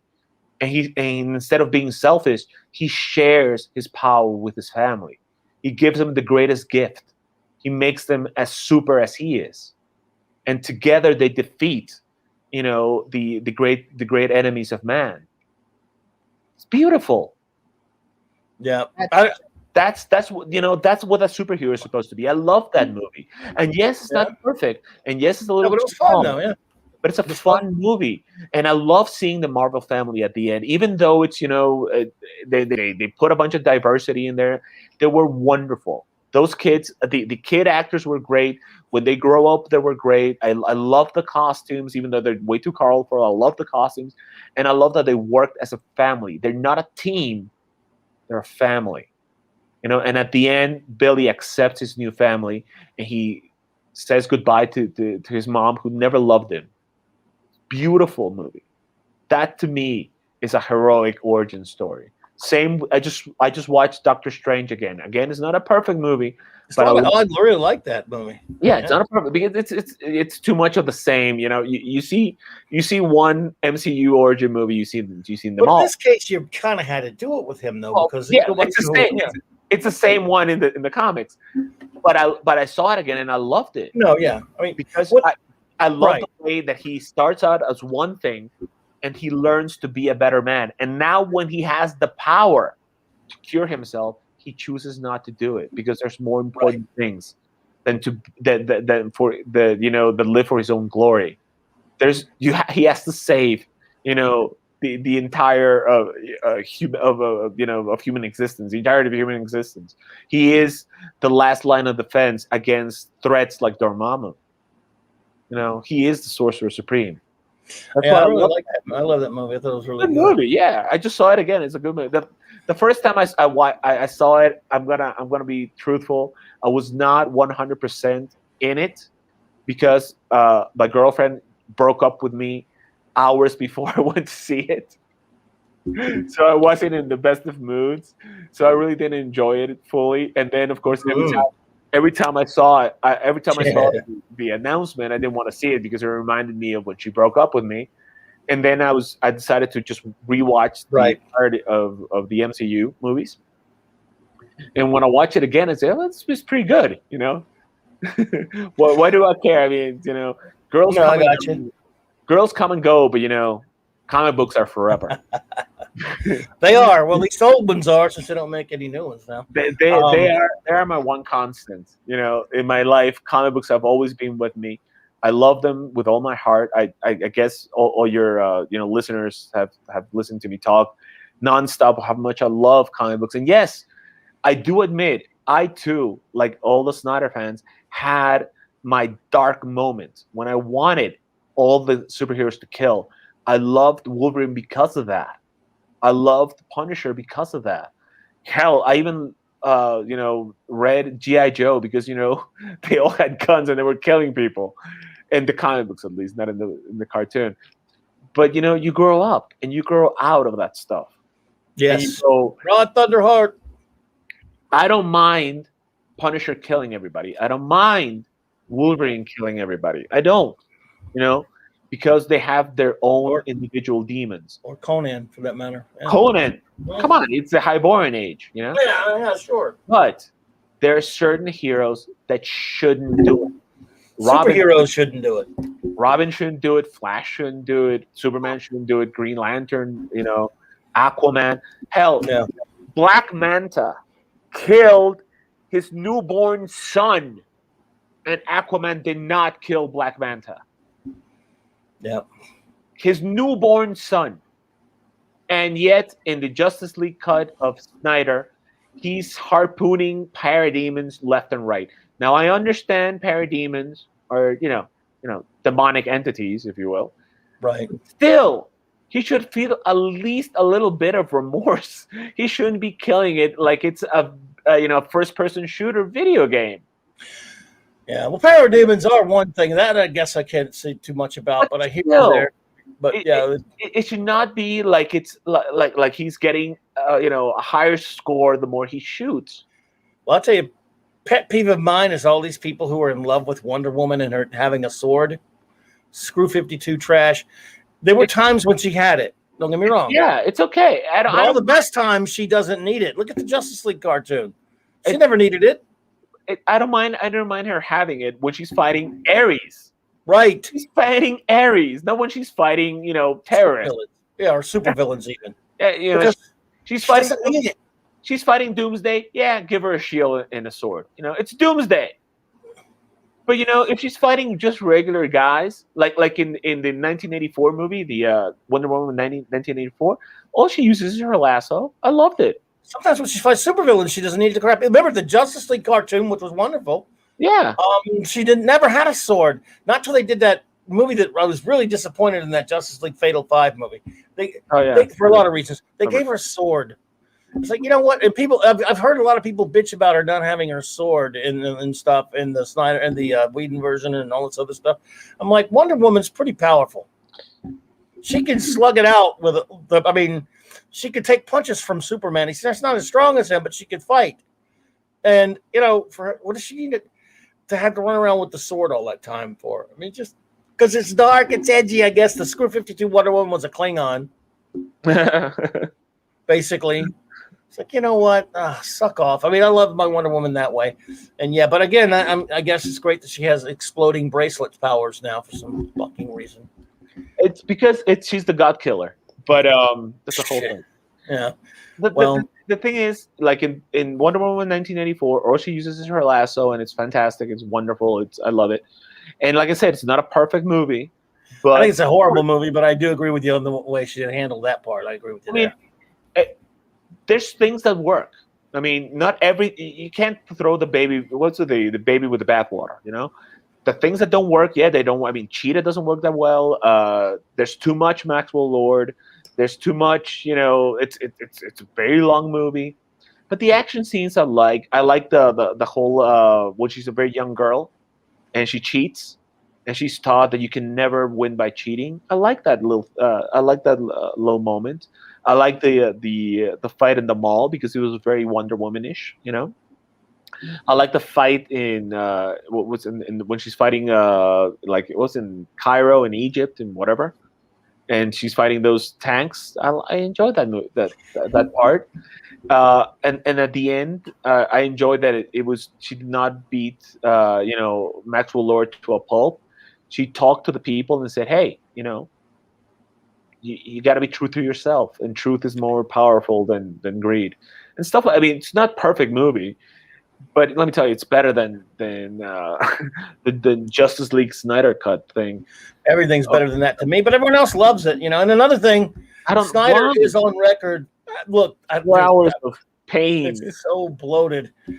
It's so gross, so bad. And let me tell you something, man. And it's not because I can't stand 4-hour movies. Runtime's not a problem for the good. I'm going to tell you. Okay, okay, here we go. Apocalypse Now. It's a very long movie, like 3 hours and so. Love it. Godfather 1 and 2, also like 3-hour movies. Love them. Gone with the Wind. It's like close to 4 hours. Love it. Once Upon a Time in Hollywood by Quentin Tarantino. Love it. It's a long movie, and I watched it like 3 times on the big screen. Let's see. Hateful Eight. It's a 4-hour, mini series when it came into Netflix. Watched it all. Loved it. If the movie can hold your attention for 4 hours, I love it. If it cannot hold your attention for 5 minutes, you gotta hate it. There's a new movie. It's nominated for an Oscar called Nomadland, with Frances McDormand, magnificent actress, directed by the lady that's going to be directing the Eternals movie. I watched. She already did direct it. Yeah. Yeah. Watch Nomadland. Didn't want to watch it. I thought it was going to be boring, right? But I said, I'm gonna watch it. I watch everything that's nominated for Oscars. Love the movie from beginning to end. Nothing happens. It's just a portrait of a woman going through her life as a modern day nomad because she just cannot find herself anywhere. She's not comfortable with her family. She's not lost her job. She just wanders the countryside, and that's her new life. And the people around her are her new family. And just nothing happens, and the movie was hypnotic. I loved every second of it. There was no explosions, no CGI, no one was flying, no superheroes. It was just a good, solid story, well acted, well told, well filmed. It was magnificent. And I'm like, okay, yes, I'm here. I'm down. It was a 2-hour movie.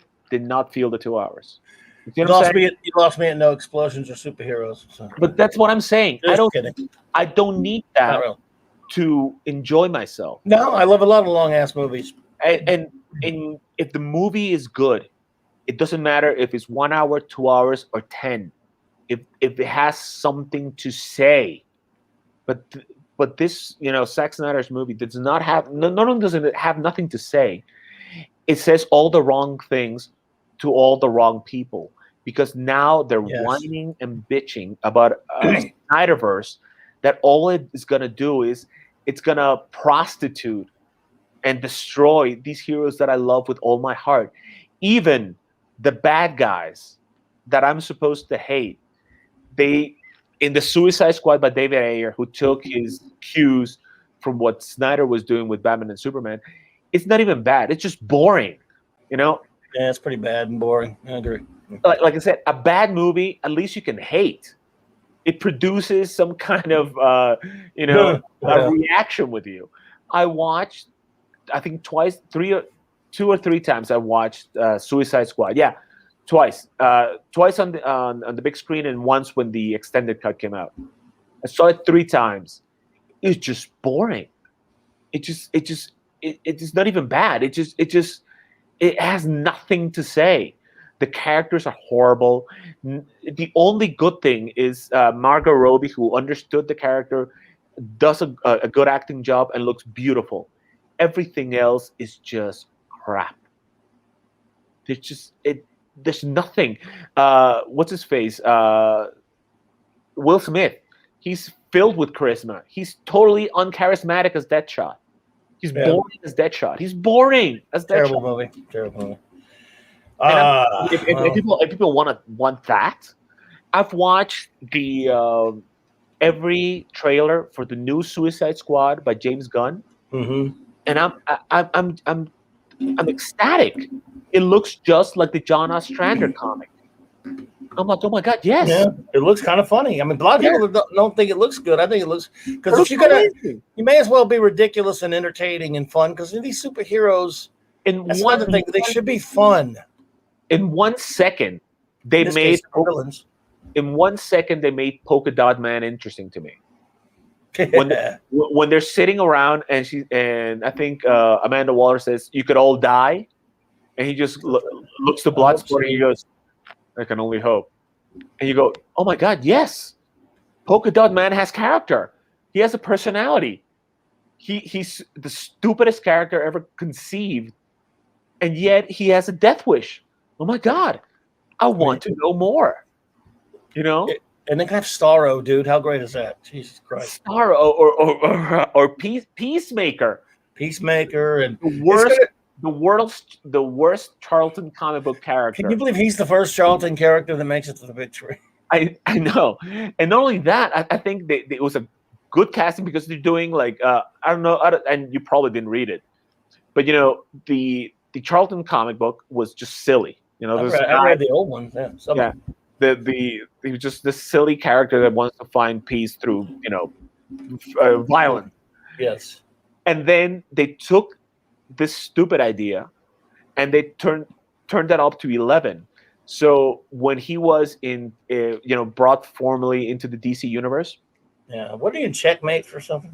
Well, before he was in Checkmate, he had his own miniseries. I didn't buy that. I don't think. Yeah, I read it. It's horrible. But the thing is, they made the character completely crazy. He's a paranoid schizophrenic who wants peace at all costs, and he's willing to kill for it.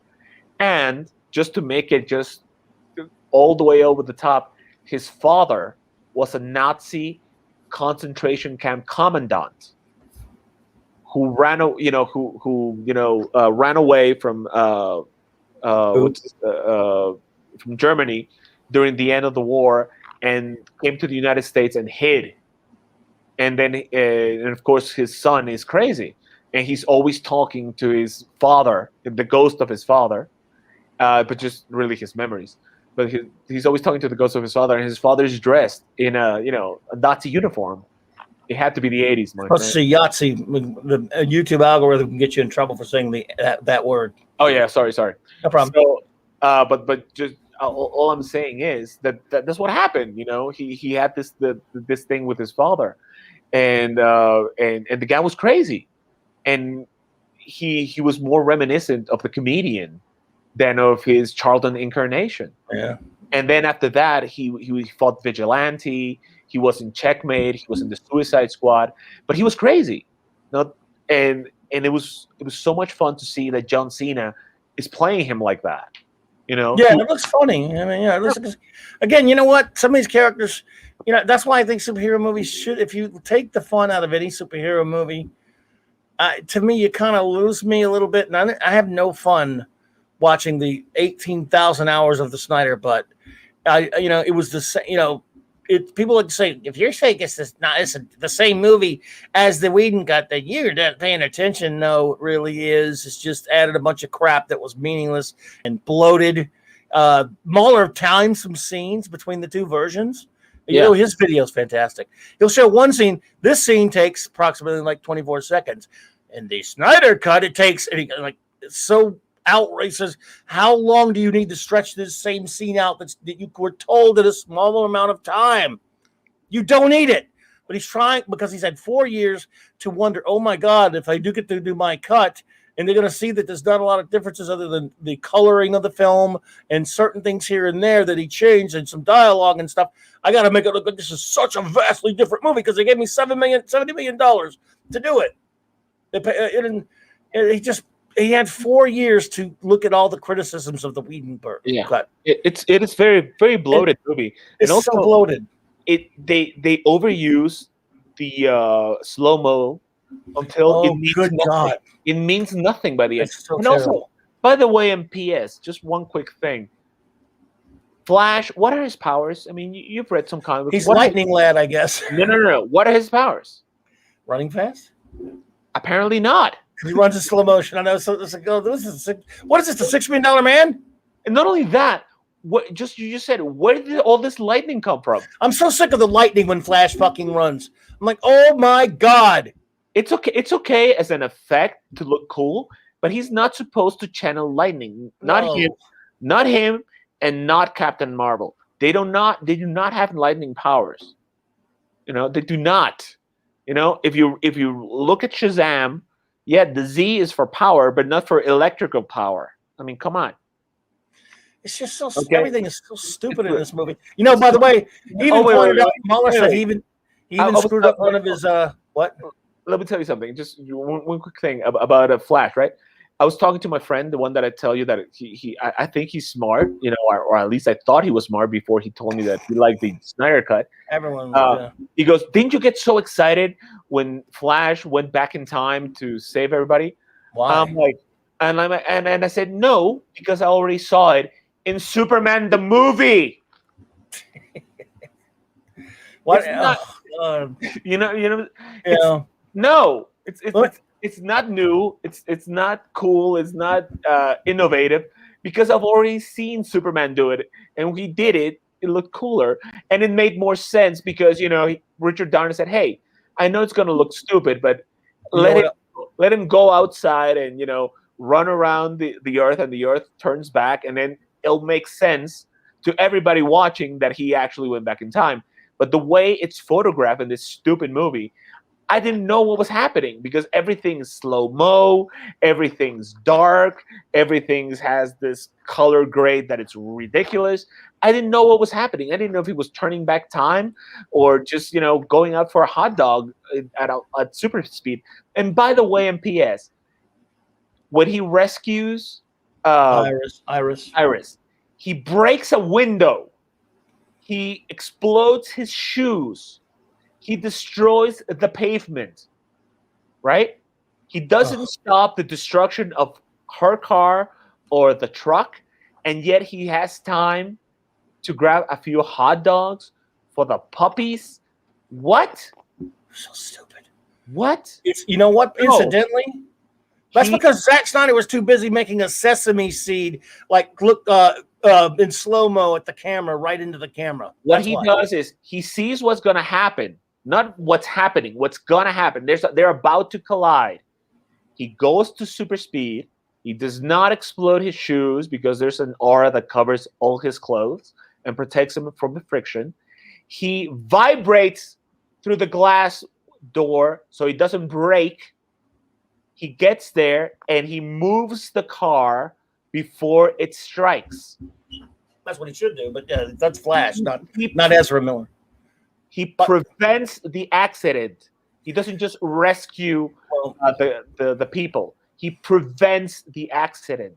And there are two scenes in two different movies that are way better than that of the same nature. And I don't even like those two stupid X-Men movies that have the Quicksilver scenes, but especially the second one when the Xavier school blows up. He saves everybody. And he saves. That scene is so good. The movie I don't give a shit about. That one scene is fantastic when Quicksilver goes in and saves all the kids from the building.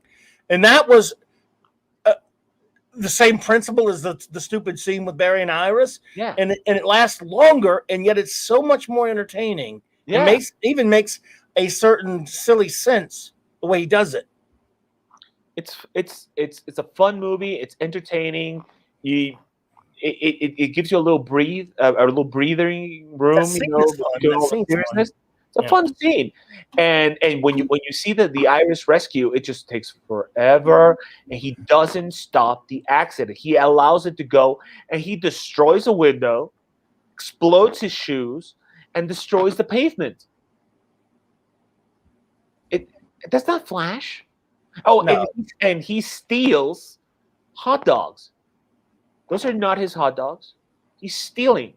Would he steal? I remember one time I was reading no, he wouldn't steal. I was reading a Spider-Man comic book, and Spider-Man sat on top of a bus to go all the way to Queens. When he got off, he left the money for the bus driver. That's what Peter Parker did.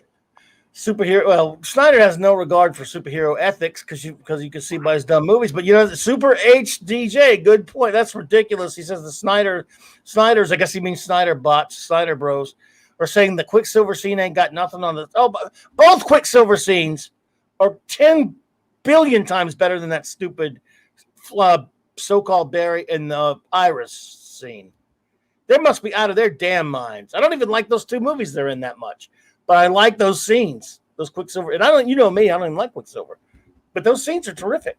Yes, very much fun. And they're 10 million times more creative and fun and interesting than that stupid Snyder scene with Barry and Iris, which is moronic. And I cannot stress enough, like Mahler kept saying, I love when he finally showed. He kept once in a while. He kept going back to the fucking sesame seed popping out of the sandwich of the dude in the truck, and finally, it comes right up to your screen. A sesame seed, dude, and he's slow mo. That's bigger than the screen. If you've been in a theater, you've been watching a sesame seed 50 feet big, and he just basically says, "I love when he stops and goes, fuck you, Snyder."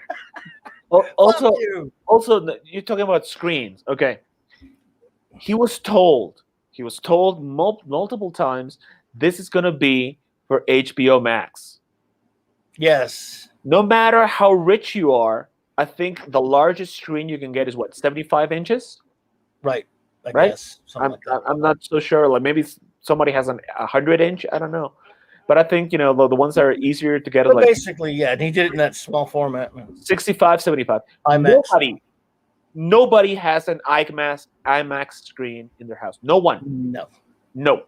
Even millionaires have a screening room that are, the size of a regular screen, not an IMAX screen. And yet, just because he's Snyder, he decides to make it into, what was that, a 4x3? That weird. A weird. A lot of people bitched about that format. Yeah. A different aspect ratio. I'm like, why? You were told this was for HBO Max. You were told this. It's so stupid. Do it 16:9. Why? I mean, come on. He's just being petty. He's being childish. He's being whiny. And I'm sorry. I loved 300. It's one of my favorite movies. I love Dawn of the Dead. But I understand what he's doing with the DC universe. And the saddest thing is, there's people out there that are applauding his efforts, and his efforts are for naught. His efforts are misguided.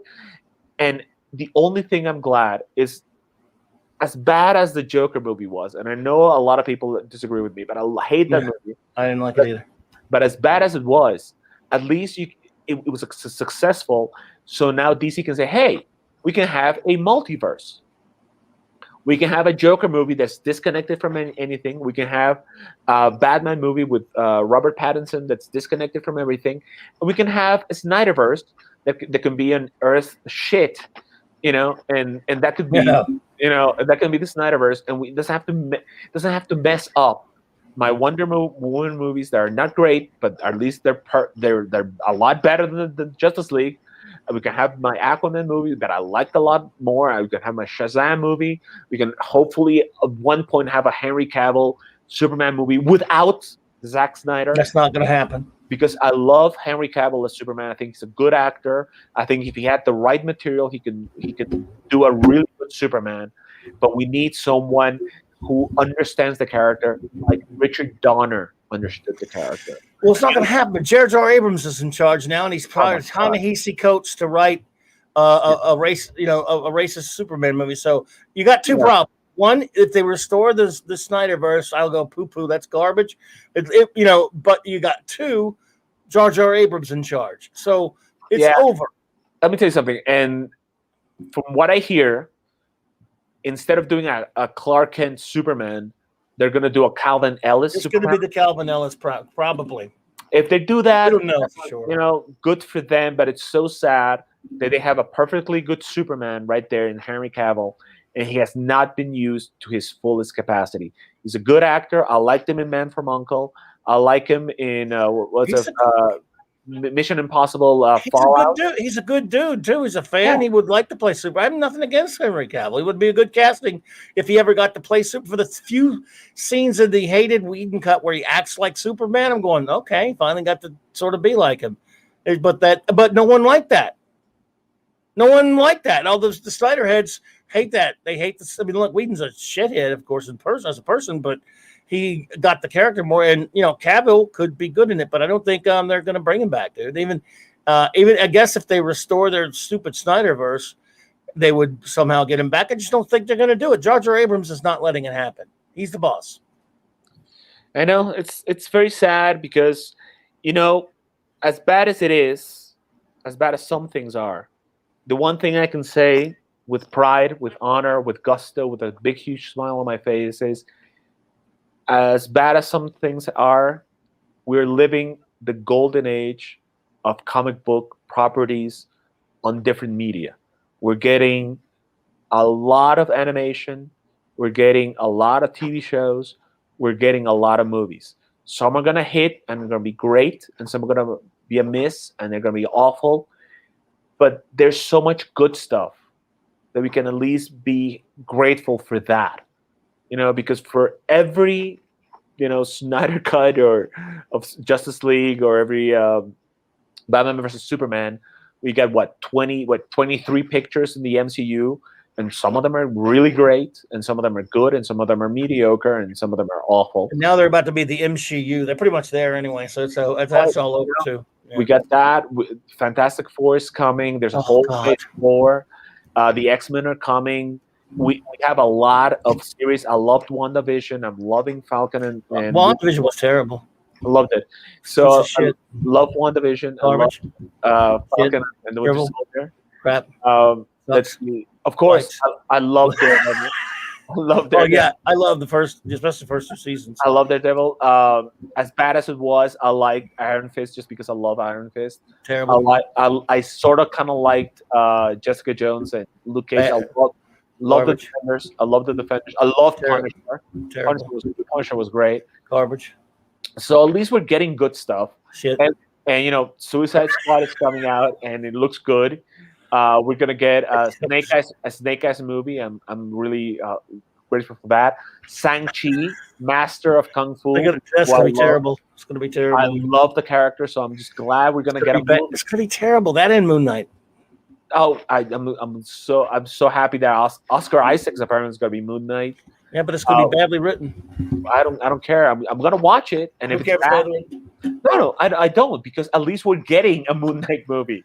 Oh, I mean, go back to when you were 15. Did you ever expect Moon Knight, Mark Spector Moon Knight, would have a TV show? No, but we're gonna get one, and if it's bad, it's okay. It doesn't matter.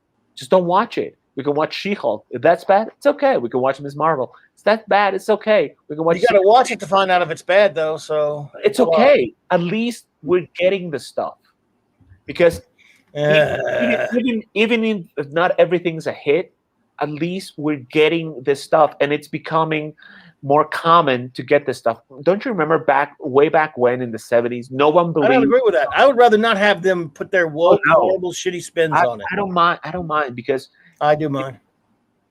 Some things are going to be good, some things are going to be bad. That's just the way things are. And this whole wokeness thing, eventually it will blow over. We had a whole PC thing during the 80s, and eventually blew over. Something like this, and it's no signs of blowing over yet, dude. If it happens, fine. I'll go, hey, you're right, it blew over. But it will happen. Sooner or later it will happen, because we cannot live in a world where you cannot where you're so afraid to offend everybody. It's so silly. I mean, I remember movies like from my childhood, like Airplane and Blazing Saddles, The Producers. Let's see what other Young Frankenstein, Top Secret. And I watch those movies and I'm like, oh my God, you couldn't make those movies now. Here's the thing, Rod Thunderheart and all the stuff that Carlos is saying, because I've been teasing him. I've been teasing him, going, "Shut, it sucks, crap." We do that all the time. But in all seriousness, I'm saying that because everything that comes out now sucks. for the most part. Now, what I'm saying is this: I'm with him in theory that it would be if we weren't where we are now in 2021, I would go I got to say it right because Mitchum gets on me on this. Shanghai Master of Kung Fu movie. I'm in. That no, it's not going to have Fu Manchu. It's probably going to be crap. Okay, so my point being on all this is, I'm not in addressing what he said seriously. It's just that I have no faith in them anymore. They've already ruined the MCU. Marvel Universe has ruined. It's the MCU now.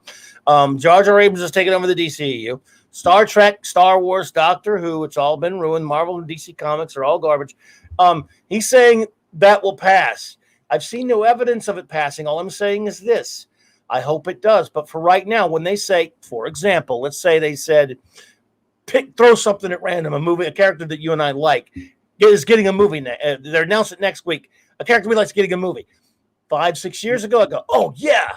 Now I'm going, oh, shit. Because it's probably, now if you turn out to be right, that's fine. But it's usually going to be woke filth, or in the case, let's take the Snyder crap, is what we've been talking about. I hate it. It's not really super woke. And there are enough people, and by the way, some of these people that I'm talking about who want these movies different have also been saying things like, I really liked the Snyder Cut because it wasn't full of woke politics. I'm sorry, that's not good enough. Yes, it wasn't. If you want to give it credit for not being woke, fine. But that doesn't give it any artistic merit whatsoever. That is an excuse, and we can't go down that rabbit hole of saying, well, it wasn't woke, so it was good. That doesn't make it good. I don't like the woke crap either, and it ruins everything it touches. If it's overbearing, like it is in the Captain Winter Soldier, Falcon garbage, or WandaVision, woke ruins everything if it's the dominant thing. The new Invincible show, for example, doesn't have a lot of stuff in it. I'm enjoying it so far. It could ruin it, but I like that show. So I'm just saying, woke, if it overtakes something, Carlos, then it ruins it for me. If it's to a minimum, because we understand it's Hollywood, even though it shouldn't happen, fine. But I'm saying right now, I can't get excited about anything if it's a character that I love, considering where we are now. If you turn out to be right in the not too distant future, and the woke stuff subsides and it starts to if common sense starts to kick in and these people actually want good customers to watch their movies and not alienate half of their audience, I'll be happy. And so, yeah, you're right. They finally ended. I've seen no evidence of it yet, but we'll see. I think the difference between you and I, you're always been a pessimist. I'm more of a hopeful optimist. This is just realism right now. Yeah, but I've always been, more of an optimist than you are. One, and also the difference between us is that you're more political than I am. I just don't care. If I'm getting a Falcon and Winter Soldier, I don't care if there's wokeness. I just care that there's a Falcon and Winter Soldier. It doesn't have a good story, but I like those two guys. To me, it does, and I really, really, really enjoy it. Things. Then I see things like Cobra Kai, which of course was a big. That I love. I was a big Karate Kid fan. A rare one. And every time, especially in the first season, every time Johnny Lawrence opened his mouth and said something on PCS, you said, yes, that's a win, Yeah, but you know what? Now it's on Netflix, so I would worry. Yeah. Well, it's gone down from the first two seasons to the third one. It kind of went down, but I mean, I like the story. I still like it. Yeah, me too. But it kind of went down in quality. But the thing that I have to say is, just like every storm, it too shall pass. We don't know when, but it has to. It just has to. Okay? And by then, when it has blown over, at least what we will have is this legacy of a bunch of movies that will and series and animations that will prove to everybody that there's a viability in these comic book properties. Back in the 60s, back in the 80s, no one believed that a Superman movie could work. No one believed a Batman movie could work. No one believed a Captain America movie could work. When Batman was being worked, nobody knew if anybody would take Batman seriously after the Adam West TV show. I remember I saw a headline that said Marvel brings out their B team when they were talking about making movies for Thor, Iron Man, and Captain America, and Marvel proved them wrong. They were not the B team. They were Take just it easy, Chris Persia. Have a good one, man. they were just as wonderful as every other hero. So if one thing that has been learned is that there is viability in these characters, and not only in the big, huge Superman character or X-Men or Spider-Man or Batman. You can make stars out of characters like the Guardians of the Galaxy. I mean, as You're right. as mediocre as the first movie is, it took two CGI characters. One was a raccoon and one was a tree, and made them superstars. People love those characters. Yeah, so they do. I'm glad those things came out, as flawed as they are, because it shows Hollywood, it shows the world that there's a viability in these characters. And some of them will be hits and some of them will be misses. But I don't care. I just want them here. Because my dream when I was very young was to have this just months and months and months just of new superhero product, not only in comic books, but in every media. You know? That's what I wanted, and that's what I'm getting. I'm getting my dream come true. Not everything is good, not everything is recommendable, but I'm getting my dream come true. And like before, don't you remember? You would get a Superman movie. The second Superman movie wouldn't be as good. The third one would be a little bad. The fourth one would be so bad you would not make any Superman movies forever. Until 10 years later, you take a risk, you make one. It's not good, so you stop making Superman movies. No.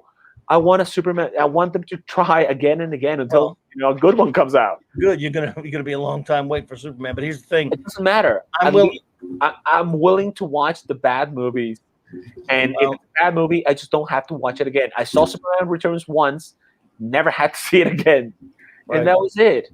You know, same thing with Batman and Your Robin. optimism is misplaced in 2021. But I'll tell you this: I'm willing to make a deal. I'm willing to, because you know what?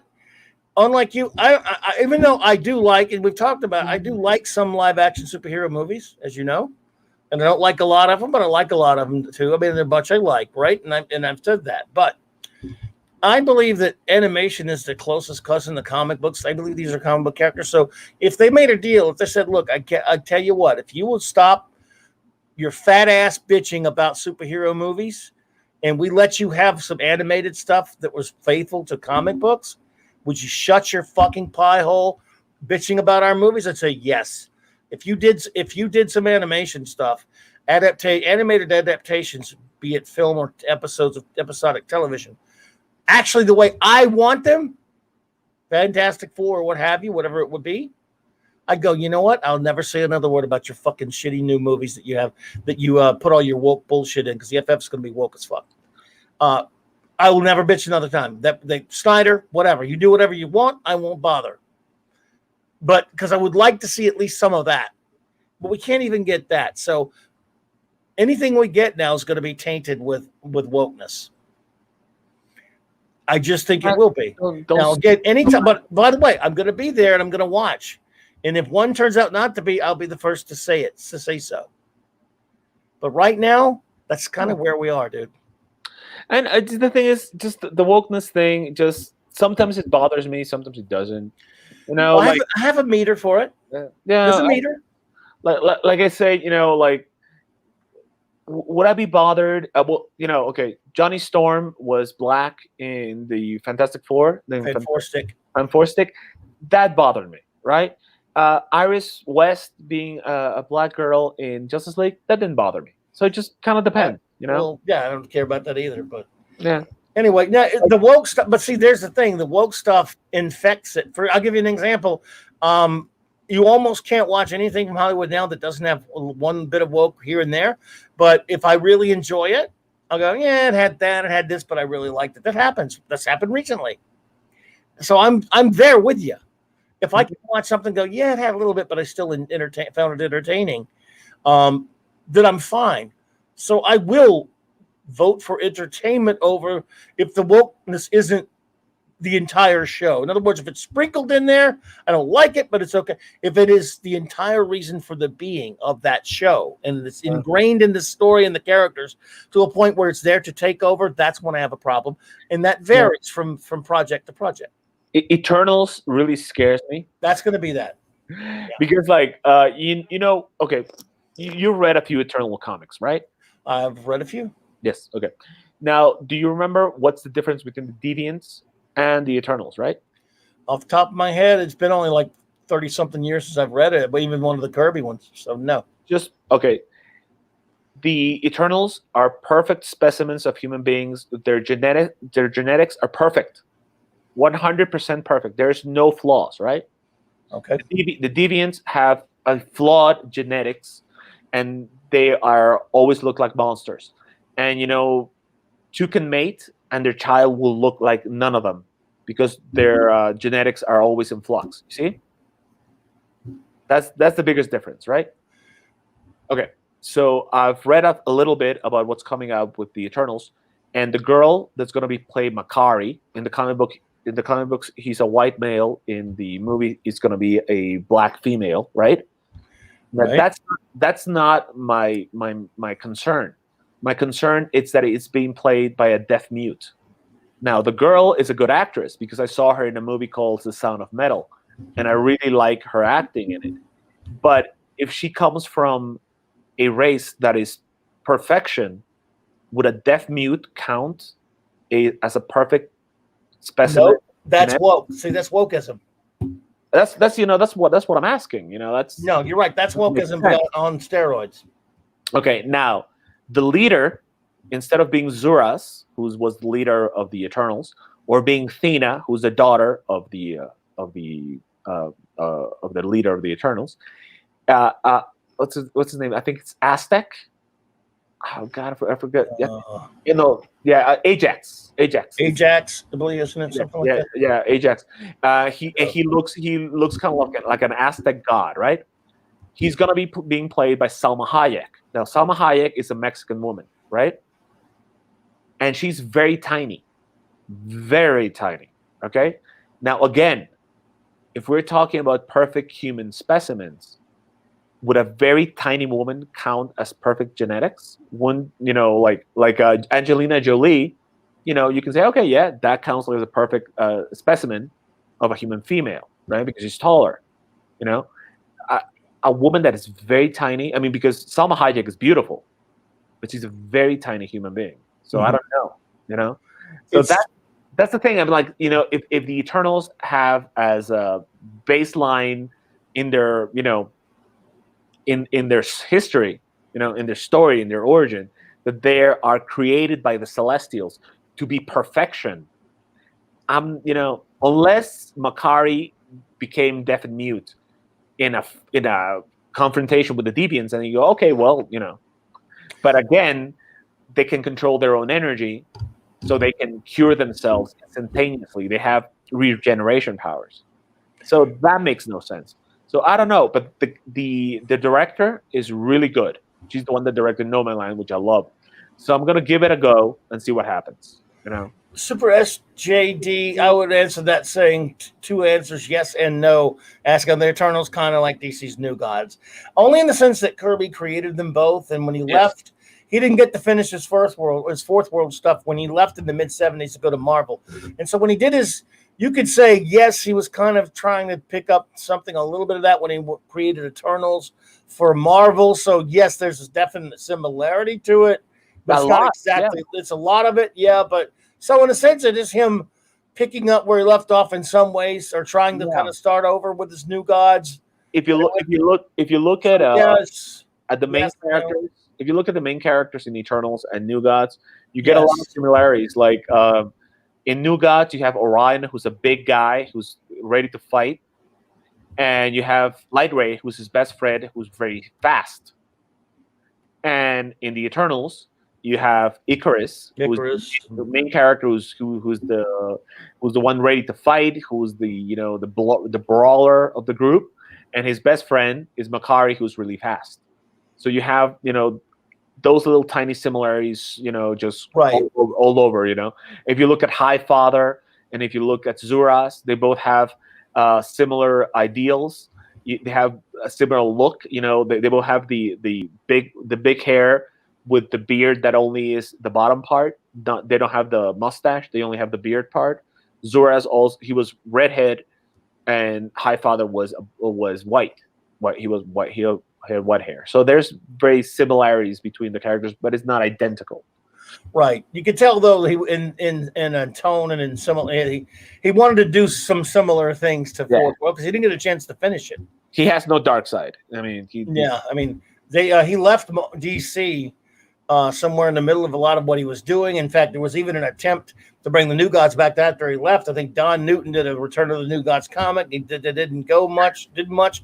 Later, Kirby came back and did the Hunger Dogs graphic novel in the mid 80s to kind of tie things up a little bit with some of the stuff he did with his New Gods.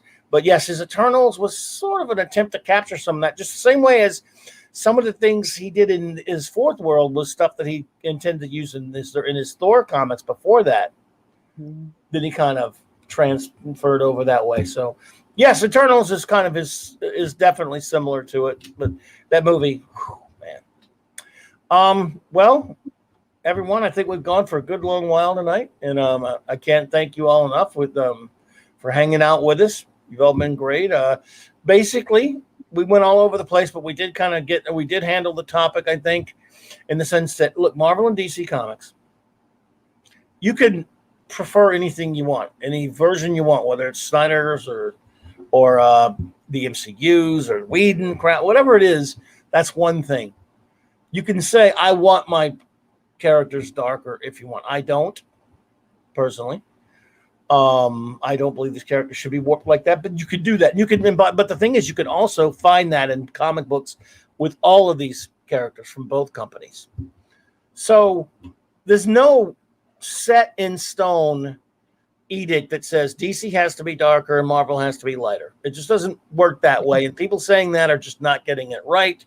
Again, if you're saying it as a preference, fine, that's a preference. But it's not set in stone. It's not ratified. These characters live in very similar universes that can coexist, that can collide, can cross over. Their tones vary from depending upon character to character, but they are in many ways very, very. A lot of them are very, very. They play off of each other. They take from each other. They absorb from each other in a lot of ways, and any tone works for them. Because basically a lot of these superheroes were created for younger readers to be fun power fantasies, usually aimed at boys. Let's be honest. Yes. There are fantasy fairy tale types of characters and archetypes, and the archetypes and the tropes that accompany and the idioms that accompany these characters, Marvel and DC, are. I don't know what I'm going to say, not universal. I'm going to say they're multiversal in the sense that each universe and each of their multiverses have use a lot of the same ones. That's why Busiek's Astro City is so brilliant. It borrows from all over both of those universes. And so Marvel and DC tonally don't have to be different. It's true the MCU and the DCEU for a while, in the Snyder version of it anyway, are different, sure. And if you prefer one or the other, that's fine.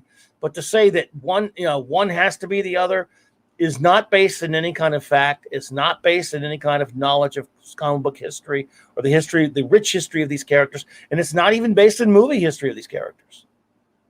So that's kind of the point of this. They're not all that different. And again, look, many people prefer Marvel over DC or vice versa. There's nothing wrong with preferring one or the other. I love them both. I'm one of those weirdos that loves them both probably equally. If I name my top 50 characters, almost half and half are going to be Marvel, DC. It's just the way it's always been. And Carlos loves them both. I don't know if he prefers one or the other, but he loves both sets. Yeah, I do love Marvel and DC equally, but right? I have to be completely honest. DC will always be a little closer to my heart just because I knew those characters first. But the moment I met the Marvel heroes, the moment I started reading their stories, I said, these are just as wonderful, and I love them too. I like what a Phantom Outsider says. And the Ambush Bug says, you're wrong that DC is dark. They're dark. But we've both seen some dark, really, in my opinion, sometimes I don't know, man. unnecessarily dark in some cases, but character of both companies. But so that was the point of this tonight for that. Well, and to discuss a little other things. We went all over the place. It's what we do because we're geeks. We love talking comics. So yeah, you kind of, I hear what you're saying there. And by the way, there's no right or wrong answer. You can like one way more than the other, a little bit more than the other. You can prefer one. I love them both equally. I always have, as we have always talked about, my gateway drug. And let me tell you something. Heroes was Adam West and Filmation cartoons and Spider-Man cartoons and Fantastic Four cartoons. And, I remember a long time ago, I read this comic book by Harlan Ellison. It was a Batman comic book, and it was hilarious. Yeah. It was an 80s comic by I remember Jim Starlin art, right? No. It was Gene Colan. Gene Colan? Yeah. Harlan Ellison cover. It was like a kind of pinkish background, like a purplish skyline, and just the bat signal. And it's a day that nothing goes wrong in Gotham, and Batman tries to stop crime, and there's no crime. And every time he tries to stop something, it's like a mistake. Like he tries to stop a burglar, and the lady got him first, and she goes, "Batman, stop wasting your time and call the cops." And Batman is there, going to a phone booth to call the cops, and then this big guy throws like garbage on the ground, and Batman says littering is a crime, and he goes, "Oh, I'm so sorry, Batman.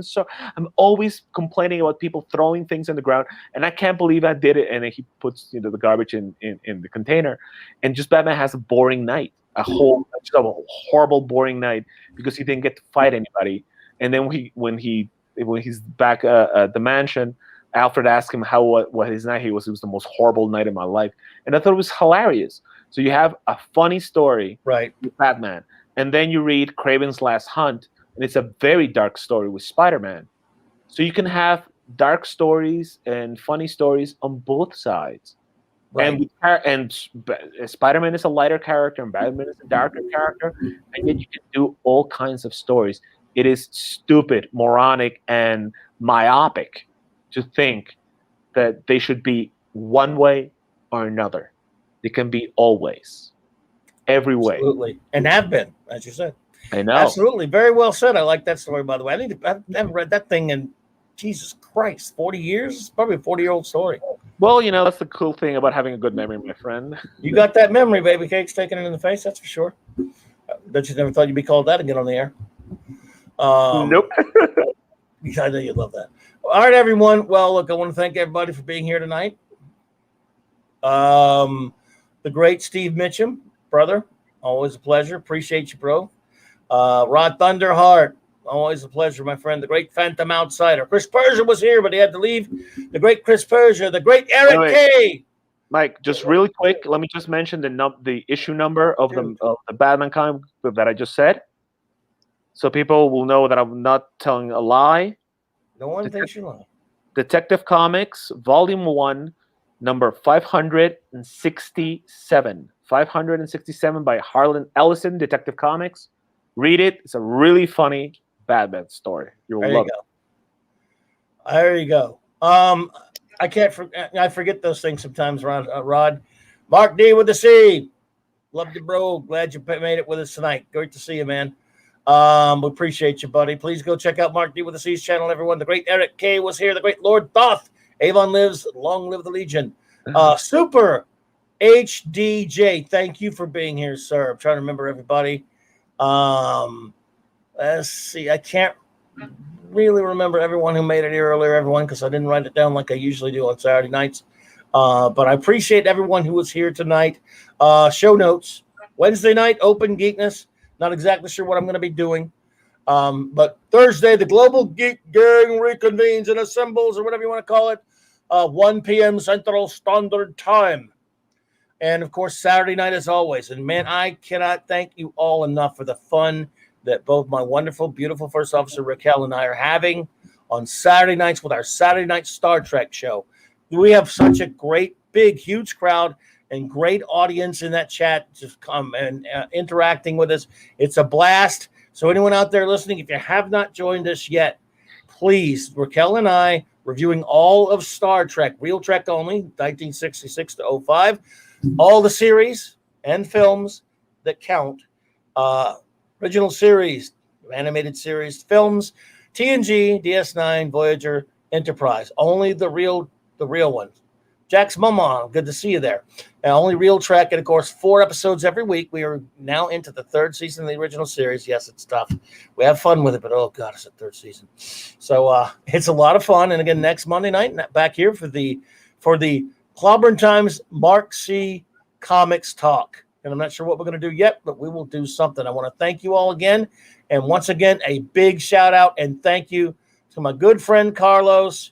Please, there is a link in my description below to his channel, Comics Mania. Please go subscribe to that, if you will, and support that channel. Have a great night, everyone. We appreciate you. Yeah, it was great being here. See you later. Absolutely, everyone. Let me hang on a second, dude. I got to play this out. We'll be having.